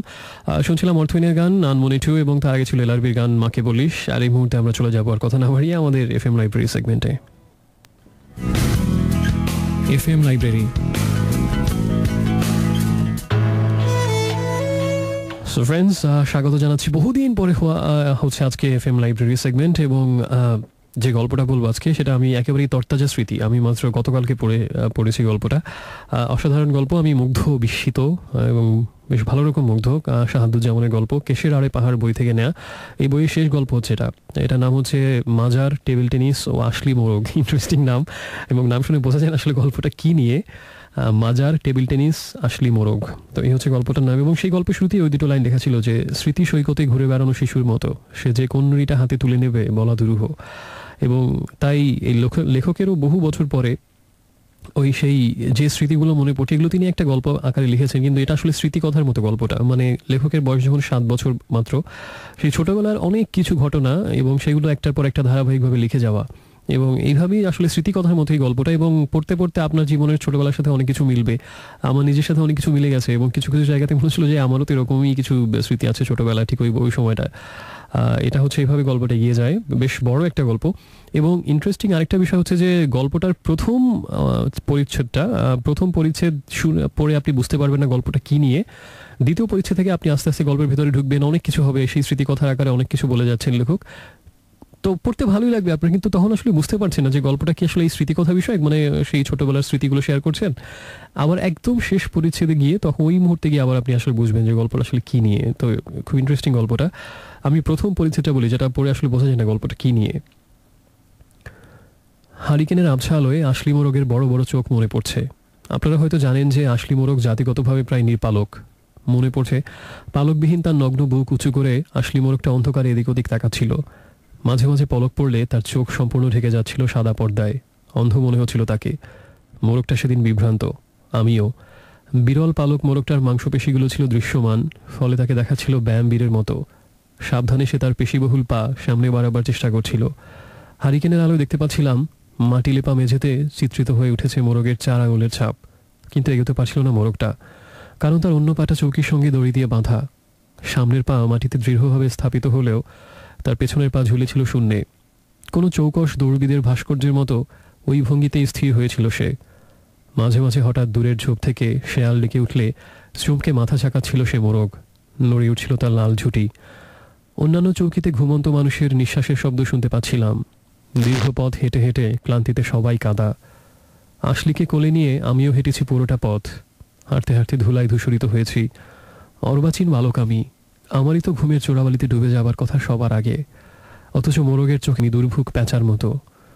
হঠাৎ অনেক দূর থেকে গম্ভীর রচনা এক শব্দ ভেসে আসছিল। একবার, খানিক বিরতি দিয়ে আরেকবার, আবারও খানিকটা বিরতি দিয়ে আরও একবার। যেন বা অন্য কোনো গ্রহ থেকে মহাকাশ পরিভ্রমণ করে শব্দ এসে পৌঁছাচ্ছে চকঝুপুতে। এই শব্দ আমি এর আগে কখনো শুনিনি, শুনিনি এই চলাচলের কেউই। ভয় পেয়েছিলাম। এই অপার্থিব শব্দ, ধুলোমাখা পা, বুকের ভেতর কুণ্ডলি পাকিয়ে ওঠা ভয়, এইসবের রহস্য বুঝে উঠবার চেষ্টা করছিলাম। মোরগটাও নির্ঘুম তাকিয়েছিল আমার দিকে, মৌন। আর আমার চোখে নিচে ফুটে উঠছিল মক্কিপুরের দিন রাত্রি। এটাই হচ্ছে প্রথম পরিচ্ছেদ। ইন্টারেস্টিং সূচনা, এবং আসলে বোঝা যাচ্ছে না গল্পটা কি নিয়ে কোন দিকে যাচ্ছে। দ্বিতীয় পরিচ্ছেদ থেকে আসলে আমরা বুঝতে থাকি যে আসলে সেই ছোটবেলা 7 বছর বয়সের স্মৃতি একটু একটু করে লেখক বলে যাচ্ছেন, এবং আমরা আস্তে আস্তে জানতে পারি যে মক্কিপুর নামে একটা জায়গার কথা বলা হয়েছে। আমি জানি না যে সিলেটের দিকে এই নামে কোনো জায়গা আসলে আছে কিনা, অথবা হতে পারে একটা আসলে একটা ছদ্মনাম দেওয়া হয়েছে, একটা রূপক নাম দেওয়া হয়েছে হয়তো। কিন্তু গল্প পড়লে বোঝা যায় যে আসলে এটা সিলেটের দিকে কোনো জায়গা হবে, এবং পাহাড় অরণ্য ঘেরা একটা জায়গা, এবং বোঝা যায় যে তেল গ্যাস খনি আছে, এটা সম্ভব সিলেটের ওইদিকেই হবে। এবং সেখানে হঠাৎ করে যখন সন্ধান পাওয়া যায় যে সেখানে প্রচুর গ্যাস মাটি নিচে, পাহাড়ের নিচে পাওয়া গেছে, তখন সেখানে গ্যাসের সেই খনির সন্ধান পেয়ে সেখানে গ্যাস খননের জন্য, গ্যাস উত্তোলনের জন্য সরকারের পক্ষ থেকে এবং বিদেশি সাহায্য নিয়ে সেই মেশিনপত্র বসানো এবং সেগুলো পরিচালনা করে, মানে একটা গ্যাস ফিল্ডের সূচনা হয় ওই সময়কার ঘটনা। এবং ব্যাকগ্রাউন্ড হচ্ছে 1969 ওই সময়ের দিকের, 1969 সালের ওই সময়ের দিকের কথা বলা হয়েছে, 1967, 68, 69 ওই সময়ের কথা। ওই সময়টা থেকে শুরু হয় ঘটনাটা। তো সেই সময় দেখা যায় যে আমরা জানতে পারি লেখকের বয়স তখন 7 বছর, এবং তার বাবা ছিলেন আসলে একজন কেমিক্যাল ইঞ্জিনিয়ার, যেটা আমরা গল্প পড়ে বুঝতে পারি। এবং তাকে যখন বদলি করা হয় সেই গ্যাস ফিল্ডে সিলেটের ওই দিকে, তখন বদলির কারণে তাকে বাধ্য হয়ে পুরো পরিবার নিয়ে সেখানে যেতে হয়, মক্কিপুর নামে সেই জায়গাটাতে। এবং সেই ট্রেন জার্নি দিয়ে আসলে দ্বিতীয় পরিচ্ছেদ শুরু হচ্ছে, ট্রেনে বসে আস্তে আস্তে। এবং আসলে অদ্ভুত সুন্দর গল্পটা, বর্ণনাগুলো প্রত্যেকটা লাইন এত জীবন্ত, এত চমৎকার, মানে মনে হবে যে আপনি চোখের সামনে সব স্পষ্ট দেখতে পাচ্ছেন সেই মক্কিপুরের প্রত্যেকটা জায়গার বর্ণনা, প্রত্যেকটা ঘটনা, প্রত্যেকটা মানুষ অদ্ভুতভাবে লিখেছেন, খুব চমৎকারভাবে। এবং আমরা চোখের সামনে ছবির মতো, সিনেমার মতো দেখতে পাচ্ছেন প্রত্যেকটা ঘটনা, কিসের পরে কি হচ্ছে। এত বড় একটা গল্প, সেগুলো বিস্তারিত আসলে বলা সম্ভব না। তো সেই ট্রেন জার্নি দিয়ে আসলে শুরু হয় দ্বিতীয় পরিচ্ছেদে। মানে আমরা বুঝতে পারি যে ট্রেনে করে মক্কিপুরের দিকে যাচ্ছেন লেখক 7 বছর বয়সে। এবং মক্কিপুর মাজার, খুব বিখ্যাত একটা মাজারও আছে সেই জায়গাতে। এবং ওই জায়গা দিয়ে যখন ট্রেনটা পার হয় তখন সবাই জানালা দিয়ে পয়সা ছুঁড়ে মারে, এবং দেয়াল পেরিয়ে যখন মক্কিপুর বা সেই মক্কিপুরের বিখ্যাত মক্কি বাবার মাজারে গিয়ে যখন পয়সাগুলো পড়ে, সেখানকার লোকজন সেই পয়সাগুলো কুড়িয়ে নেয়। এটা সেই তার প্রথম দেখা ঘটনা, বড় ঘটনা মক্কিপুরে যাওয়ার পথে। তো মক্কিপুর স্টেশনে নেমে দেখলেন যে একেবারে নির্জন একটা জায়গা, এবং আশপাশে কোনো মানুষজন নেই, শুধুমাত্র একটা পুরনো ল্যান্ড রোভার গাড়ি দাঁড়িয়ে আছে, এবং সেটিতে করেই তাদের যেতে হবে। তখন পুরো পরিবার নিয়ে সেই গাড়িতে উঠে বসলেন সেই 7 বছর বয়সী লেখক, এবং করিম নামের ড্রাইভার তাদেরকে সেই পাহাড়ি পথ ধরে, আঁকাবাঁকা রাস্তা ধরে গাড়ি চালিয়ে নিয়ে তাদের বাড়ির দিকে নিয়ে যাচ্ছিলেন। এবং আস্তে আস্তে সেই পাহাড়ি পথ পার হয়ে একটা ধীরে ধীরে একটা ছোট পাহাড়ের উপর উঠতে থাকলো। এবং তখন লেখক জানতে পারলেন বাড়িটা হচ্ছে একটা পাহাড়ি টিলার উপর একটা বাংলোর মতো, অসম্ভব সুন্দর একটা জায়গা, পাহাড়ি টিলার উপর একটা বাংলো বাড়িতে তারা থাকবেন। তো সেখানে গিয়ে পৌঁছালেন, এবং তাদের জন্য প্রথম রাতে হাঁড়ি কাবাব রান্না করা হয়েছিল। হাঁড়ি কাবাবের সুঘ্রাণে প্রথম রাত সেখানে তাদের লেখকের এবং তাদের ফ্যামিলি কাটলো। এবং রাতের বেলায় দেখা যাচ্ছিল আবছা আলোয় যে আশপাশে পাহাড়ের মাথায় আরো কিছু বাড়ি। তো এবং তক্ষকের ডাক প্রথম সেদিনই শুনলেন লেখক জীবনে, এবং তক্ষক তাকে বোধহয় সেই প্রথম নতুন বাড়িতে অভ্যর্থনা জানালো। এবং সেখানে মানিক নামের একজন, তার কাজের ছেলেটার নাম ছিল মানিক, লেখকের থেকে বয়সে কিছুটা বড়, এবং সে ছিল অনেক বিষয়ে দক্ষ, অভিজ্ঞ, পৃথিবীর অনেক বিষয়ে তার জ্ঞান। এবং মানিক তাকে একটা ইন্টারেস্টিং তথ্য জানায়, যেটা আমি জানতাম না এর আগে, যে তক্ষক একটানা ততবার ডাকে যতবার তার বয়স, মানে তার বয়স যদি 7 বছর হয় সেটা একটানা 7 বার ডাকবে, এরকম একটা ইন্টারেস্টিং তথ্য মানিক তাকে জানায়। এবং লেখক তারপরে গুনে গুনে দেখলেন যে সে 7 বার ডেকেছিল, এবং সে খুব মজা পেয়েছিলেন লেখক ওই বয়সী, কারণ হচ্ছে লেখকের বয়স তখন 7 আর তক্ষকটা 7 বার ডেকেছিল, অর্থাৎ তক্ষকের বয়স হচ্ছে 7, দুজনের একই বয়স। তাই তার প্রথম বন্ধু হলো এলাকায় মক্কিপুরে সেই তক্ষকটা, গাছের কোটরে লুকিয়ে থাকা। এভাবেই সেখানে তার জীবন শুরু হলো সেই মক্কিপুরের পাহাড়ের উপরে বাংলোতে। এভাবে আস্তে আস্তে এক একটা পরিচ্ছেদে অনেক রকম সেই ছোটবেলার অনেক অসাধারণ এবং মিষ্টি স্মৃতির কথা বলা হয়েছে। যেমন সেই জানতে পারলেন মক্কি বাবার কাহিনী, সেই 700 বছর পূর্বে আরব দেশ থেকে তিনি এসেছিলেন এখানে ধর্মপ্রচারের কাজে, এবং তিনি নাকি সেই 700 বছর আগেই বলে গিয়েছিলেন যে এই পাহাড়ের আশপাশে বা এই পাহাড়ের নিচে অসম্ভব রত্নরাজি মণিমাণিক্য লুকিয়ে আছে, একদিন সেটা উদ্ধার পাবে। এবং সেই 700 বছর পরে তার ভবিষ্যৎবাণী সত্যি হলো, অর্থাৎ এখানে গ্যাসের সন্ধান পাওয়া গেছে এবং তার মানে মক্কি বাবা 700 বছর পূর্বে ঠিক কথাই বলেছিলেন। তো মক্কি বাবাকে নিয়ে এরকম একটা কথা সেখানে প্রচলিত আছে এবং দেখা যাচ্ছে যে ওই এবারে তারপরে আমরা আরো অনেক বর্ণনা শুনতে পাই সেই গ্যাস ফিল্ড সম্পর্কে, সেখানে কাজ করা ইঞ্জিনিয়ারদের সম্পর্কে। অনেক ইঞ্জিনিয়ার সেখানে কাজ করছেন এবং পুরো প্রজেক্টের ম্যানেজার হচ্ছেন একজন, যেহেতু ওটা পাকিস্তান আমল 1967, 68, 69 কথা, 1970 ওই সময়ের ঘটনা। তো একজন পাকিস্তানি ইঞ্জিনিয়ার হচ্ছেন প্রজেক্ট ম্যানেজার পুরো প্রজেক্টের দায়িত্বে, সাফায়েত খান তার নাম। এবং এইভাবে আমরা আরো অনেক ইঞ্জিনিয়ার সম্পর্কে সেখানে জানতে পারি। তো এরপরে আমরা আরো আস্তে আস্তে জানতে পারি যে সেই মক্কিপুরে সেই গ্যাস ফিল্ডে যেরকম বর্ণনা দেওয়া হচ্ছে এবং সেখানকার আরো অনেক মানুষের কথা বলা হচ্ছে, সেই ইঞ্জিনিয়ার, সেখানকার শ্রমিক কর্মচারী, তাদের কথা বলা হচ্ছে। এবং মানিকের সাথে সেই কাজের ছেলে, তাদের বাসার মানিকের সাথে সে প্রায় বাজারে যায় লেখক, সেই ছোট্ট বয়সের। এবং আসা যাওয়ার পথে বাজারে নির্জন চায়ের স্টলে বসে মানিক টোস্ট বিস্কিট খায়, ঢকঢক করে চা খায়, পানি খায় এবং সেগুলো বসে বসে লেখক সবই মন দিয়ে দেখেন। এবং তারপরে তারা বাজারে যান এবং ছোট একটা বাজার, পাহাড়ি একটা জায়গা, যেহেতু মানুষজন খুব কম এবং বাজারের পরিমাণও কম, মানে লেখকের কাছে তখন মনে হয় বাজার খেলা, এত কম মানুষ, এত কম জিনিসপত্র। তো সেই বাজারেই একদিন হঠাৎ করে অদ্ভুত প্রজাতির একটা মোরগ লেখক দেখেন। এবং আসলি মোরগের বৈশিষ্ট্য হচ্ছে এগুলো আসলে শিকারি মোরগ, মানে শিকারি না, মানে যুদ্ধংদেহী মোরগ। এবং মোরগ লড়াই এগুলো ব্যবহৃত হয়, এগুলোর গায়ে কোনো লোম থাকে না এবং দেখতে খুব অদ্ভুত কিম্ভূত কিমাকার এবং বিদঘুটে, যেহেতু একটা মোরগের যদি পুরো শরীরে কোনো লোম বা পশম না থাকে, কেমন অদ্ভুত, কিন্তু শরীরের স্বাস্থ্যে খুব প্রচণ্ড এবং তাগড়া, সেই কুস্তিগিরের মতো তার শরীর। সেই মোরগগুলোর অনেক লম্বা চওড়া হয়, সেই মোরগগুলোকে আসলি মোরগ বলা হয়। মোরগ লড়াই এদের বিশেষ নাম ডাক আছে। তো সেখানেই প্রথম আসলি মোরগ সেই বাজারে একদিন লেখক দেখেন এবং তিনি বায়না ধরেন যে এই মোরগটা তার কিনতে হবেই। এবং এভাবেই সেই মোরগটা কেনা হয় এবং গল্পের অন্যতম একটি চরিত্র যেটা প্রথম পরিচিত আছে, সেই আসলি মোরগের কথা এভাবেই কেনা হয়। কিন্তু বাজার থেকে সব মোরগ কেনার পরে যেভাবে সেটাকে জবাই করে রান্না করা হয়, মায়ের কাছে অনেক রিকোয়েস্ট করে এই মোরগটাকে বাঁচিয়ে নেন লেখক এবং এটাকে তিনি নিজে পুষবেন বলে ঠিক করেন। এভাবেই সে আসলি মোরগকে নিয়ে তার দিন গুজরান শুরু হয়। দুঃখিত।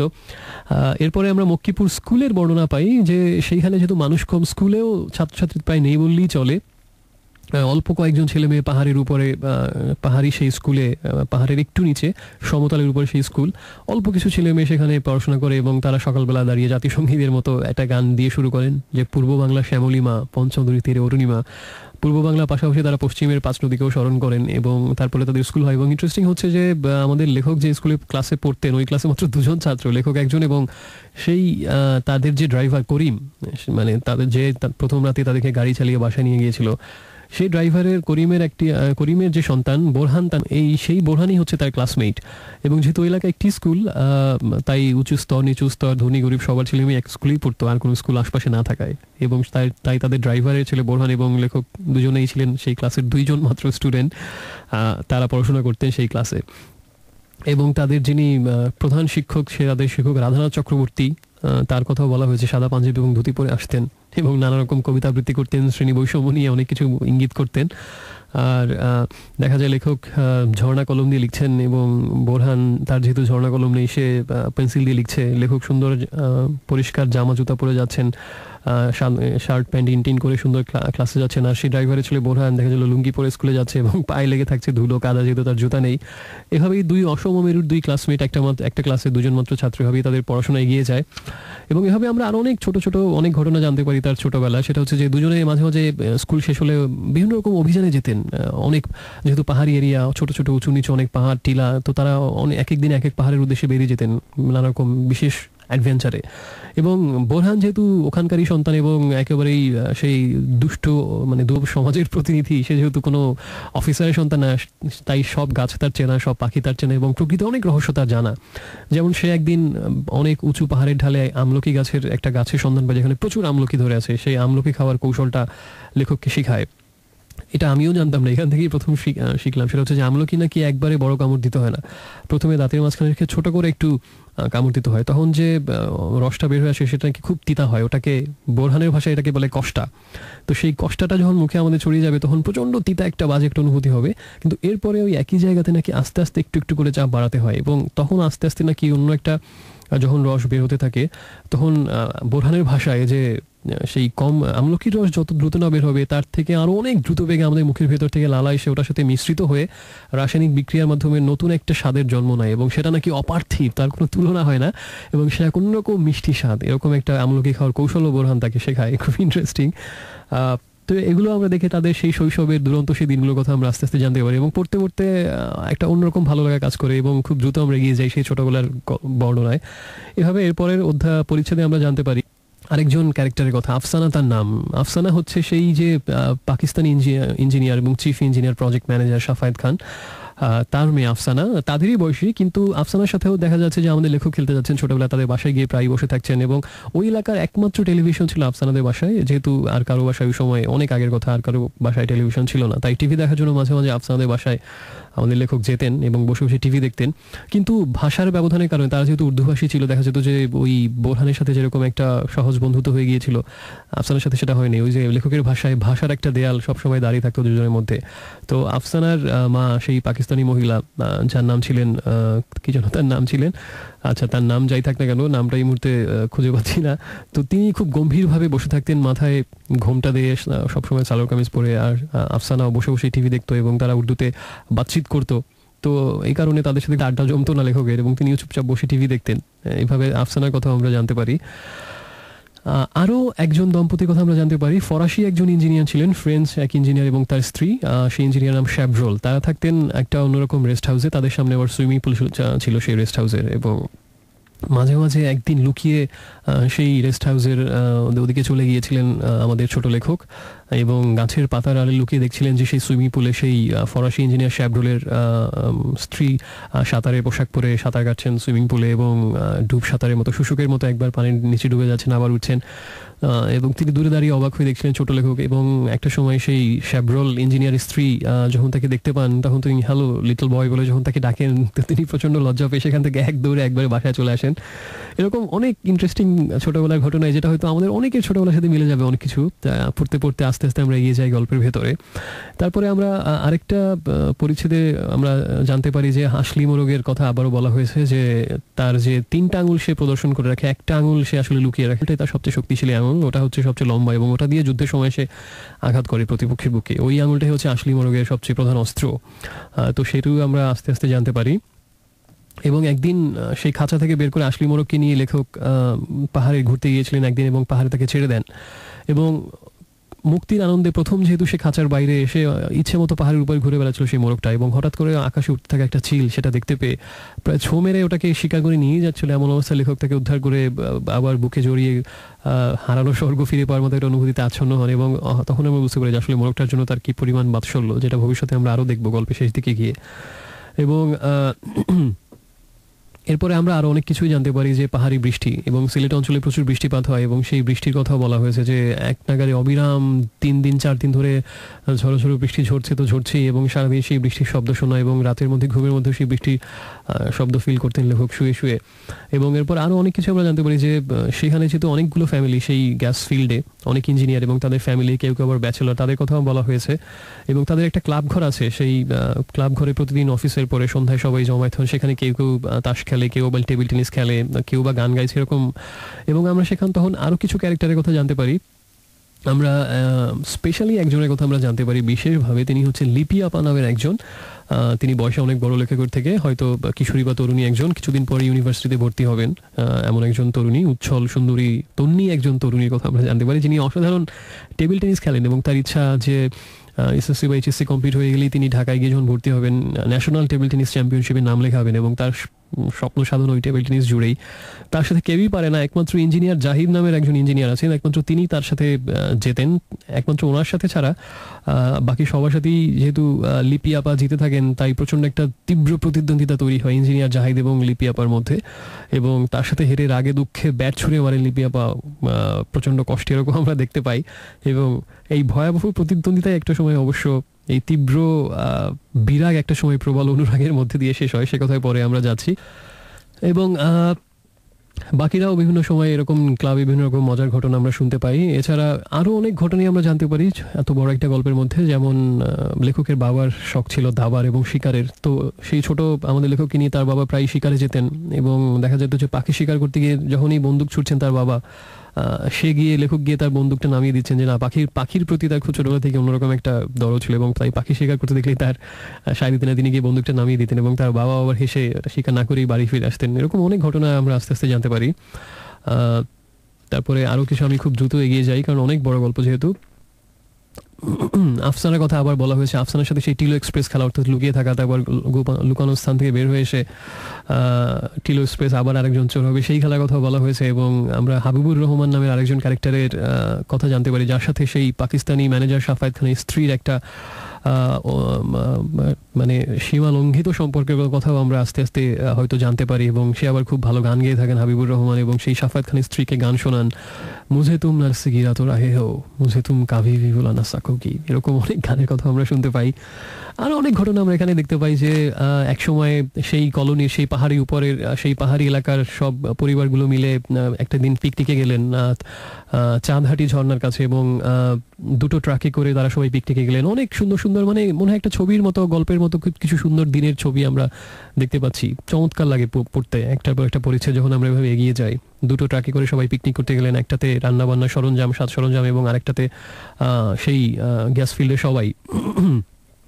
এবং ট্রাকের সঙ্গে বাধা মাইকে একটা গানও বাজছিল যে এই পথ যদি না শেষ হয় তবে কেমন হতো তুমি বলো তো। এবং যেতে যেতে সেই লিপি আপা, সেই বিখ্যাত টেবিল টেনিস খেলোয়াড়, তার মাথায় একটা হ্যাট ছিল চামড়ার, সেটা তীব্র বাতাসে যখন উড়িয়ে একটা রাস্তার পাশে গভীর খাদের ভেতরে ফেলে দেয় তখন আর কেউ না, সেই তার তীব্র প্রতিদ্বন্দ্বী, যার কাছে হেরে লিপি আপার মন মেজাজ দুটোই খারাপ, সেই ইঞ্জিনিয়ার জাহিদি একমাত্র সেই বিপজ্জনক খাদে জীবনের ঝুঁকি নিয়ে হলো তার সেই হ্যাটটা তুলে আনেন। একটা অন্যরকম রোমান্টিক ব্যাপার স্যাপার দেখা যাচ্ছে যে আমরা ঘনীভূত থাকে, এবং একটা লজ্জা এবং খুশি মিশ্রিত হাসি লিপি আপা দিয়ে উপহার দেন তাকে। এবং এরকম আরও অনেক সুইট সুইট বিষয় আশয় আমরা আস্তে আস্তে জানতে পারি। তারপরে সেই পিকনিক হলো, চমৎকার একটা দিন কাটলো। সেখানে পুরুষদের জন্য ব্যাং লাফের প্রতিযোগিতা ছিল, মহিলাদের জন্য মিউজিক্যাল চেয়ার, এবং লেখকের মা সেখানে চ্যাম্পিয়ন হলেন। সেই পাকিস্তানি ইঞ্জিনিয়ার শাফায়েত খানের ওয়াইফ একটা গান গেলেন, না ছোড়া সাকো কি দামান। বেশ সুন্দর গল্পটা এভাবে এগিয়ে যেতে থাকে। এবং সেখানে আমরা জানতে পারি যে রেডিও ছাড়া তেমন আর কোনো এন্টারটেনমেন্টের উপায় ওই সময়টাতে মক্কিপুরে ছিল না, এবং রেডিওতে লেখক সেই ছোটবেলায় অনেক কিছু শুনতেন, সেই মিশরের খবর, চীনের খবর, রাওয়ালপিন্ডির খবর, এবং তার মা শুনতেন অনুরোধের আসর, সেই পুরোনো দিনের গান, শ্যামল মিত্রের গান, এই সুন্দর পৃথিবী ছেড়ে মন যেতে নাহি চায়। ছোটদের অনুষ্ঠান শুনতেন, তার নাম ছিল কলকাকুলি, সেখানে শিশুরা দল বেঁধে গাইতো, ঝড় এলো এলো ঝড়, আমপর আমপর, কাঁচা আম ডাসাম টকটক মিষ্টি। তার মা হয়তো কোনো ছুটির দিনে আকাশবাণীর নাটক শুনতেন, শরৎচন্দ্রের সেই বিরাজ বউয়ের ডায়লগ, বিরাজ আমার বিরাজ, বিরাজ বউ। এবং লেখক দেখতেন রেডিওর পাশে বসা মার চোখ দিয়ে গড়িয়ে পড়ছে পানি শরতের সেই নাটক শুনে। এরকম অনেক স্মৃতির কথা বলা হয়েছে এই গল্পটাতে আসলে। আর লেখকের আরেকটা অভ্যাসের কথা আমরা জানতে পারি যে লেখকের মা একদিন তাকে একটা খাতা দিয়ে বলেছিলেন যে এই খাতায় পড়াশোনার কোনো কিছু থাকবে না, এই খাতায় থাকবে পৃথিবীর সব বিখ্যাত মানুষের ছবি, এবং এক একদিন এক একজন বিখ্যাত মানুষের ছবি তুমি এখানে সেটে রাখবে। এবং এর ফলে যেটা হবে, লেখকের মায়ের ধারণা ছিল যে বিখ্যাত মানুষদের দেখে দেখে তার ছেলেও একদিন এরকম এদের মতো বড় হওয়ার স্বপ্ন দেখবে এবং বিখ্যাত হয়ে যাবে। তো এরকম এইভাবেই তিনি আস্তে আস্তে তার এই অভ্যাসটা শুরু হয়।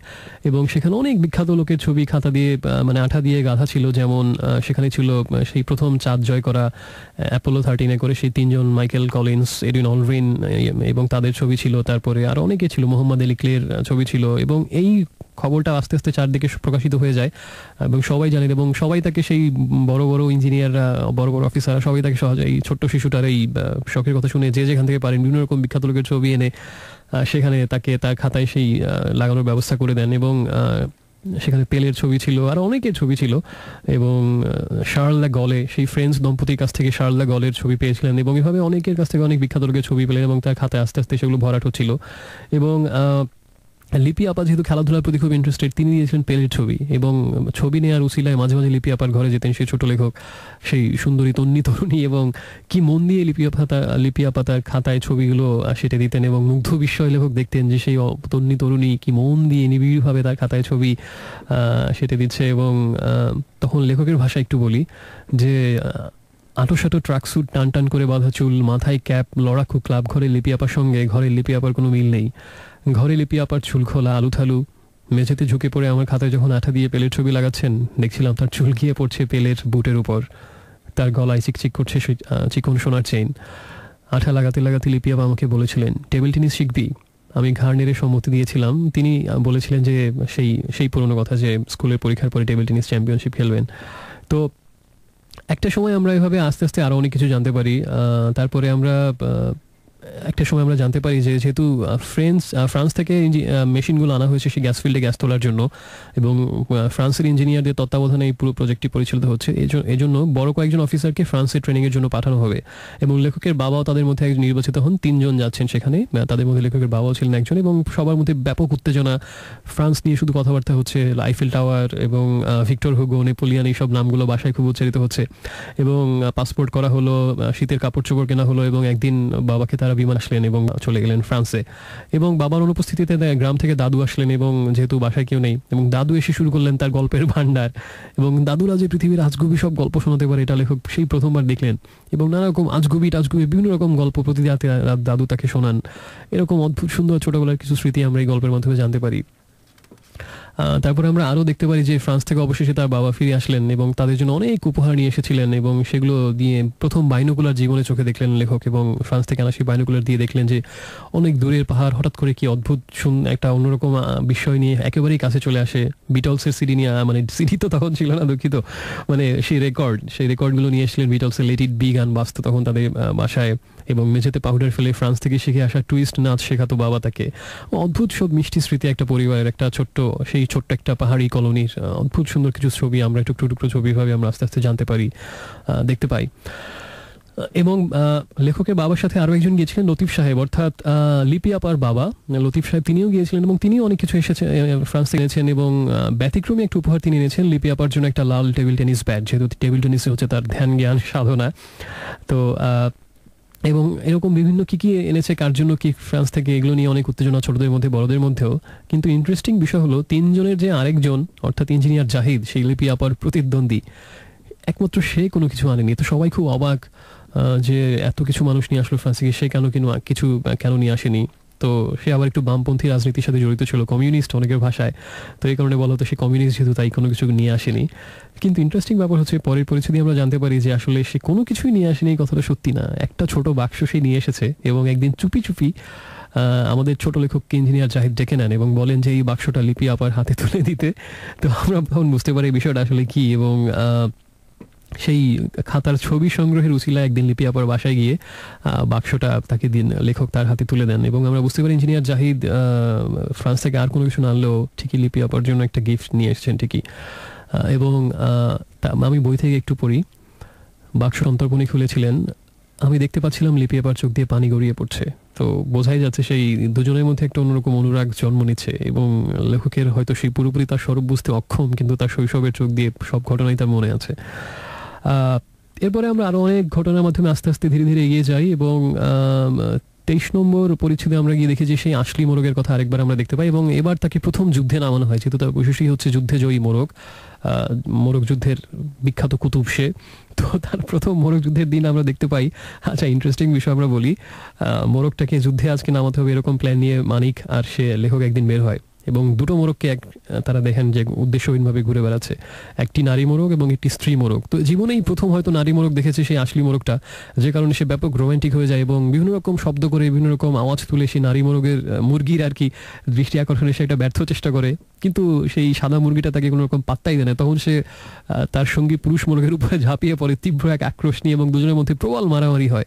শেষ পর্যন্ত আমাদের লেখকের মোরগ জয়ী হয়, এবং ওই পরাজিত পুরুষ মানে রণে ভঙ্গ দিয়ে পালায়। কিন্তু যুদ্ধ জয় করে যখন ব্যাপক একটা ভাব নিয়ে আমাদের লেখকের আশলি মোরগ খুব বিজয়ীর একটা হুঙ্কার ছাড়ছেন, আশপাশে সেই মোরগটা তাকিয়ে দেখে যে মুরগিটাই তখন উধাও, অর্থাৎ এই মারামারির ভয়াবহতায় সেই আসল জায়গা থেকে পালিয়েছে, অর্থাৎ যাকে নিয়ে দুই পুরুষের মধ্যে যুদ্ধ, যে নারীর জন্য হেলেন অফ ট্রয়, তো সেই হেলেন অফ ট্রয় আর সিনে নেই, সে তখন উধাও। তো পরে বাধ্য হয়ে আবার সেই আশলি মোরগকে নিয়ে ঘরে ফিরতে হয় লেখক। এরকম আরও অনেক ইন্টারেস্টিং ছোটবেলা সেই মিষ্টি স্মৃতি আমরা জানতে পারি আস্তে আস্তে।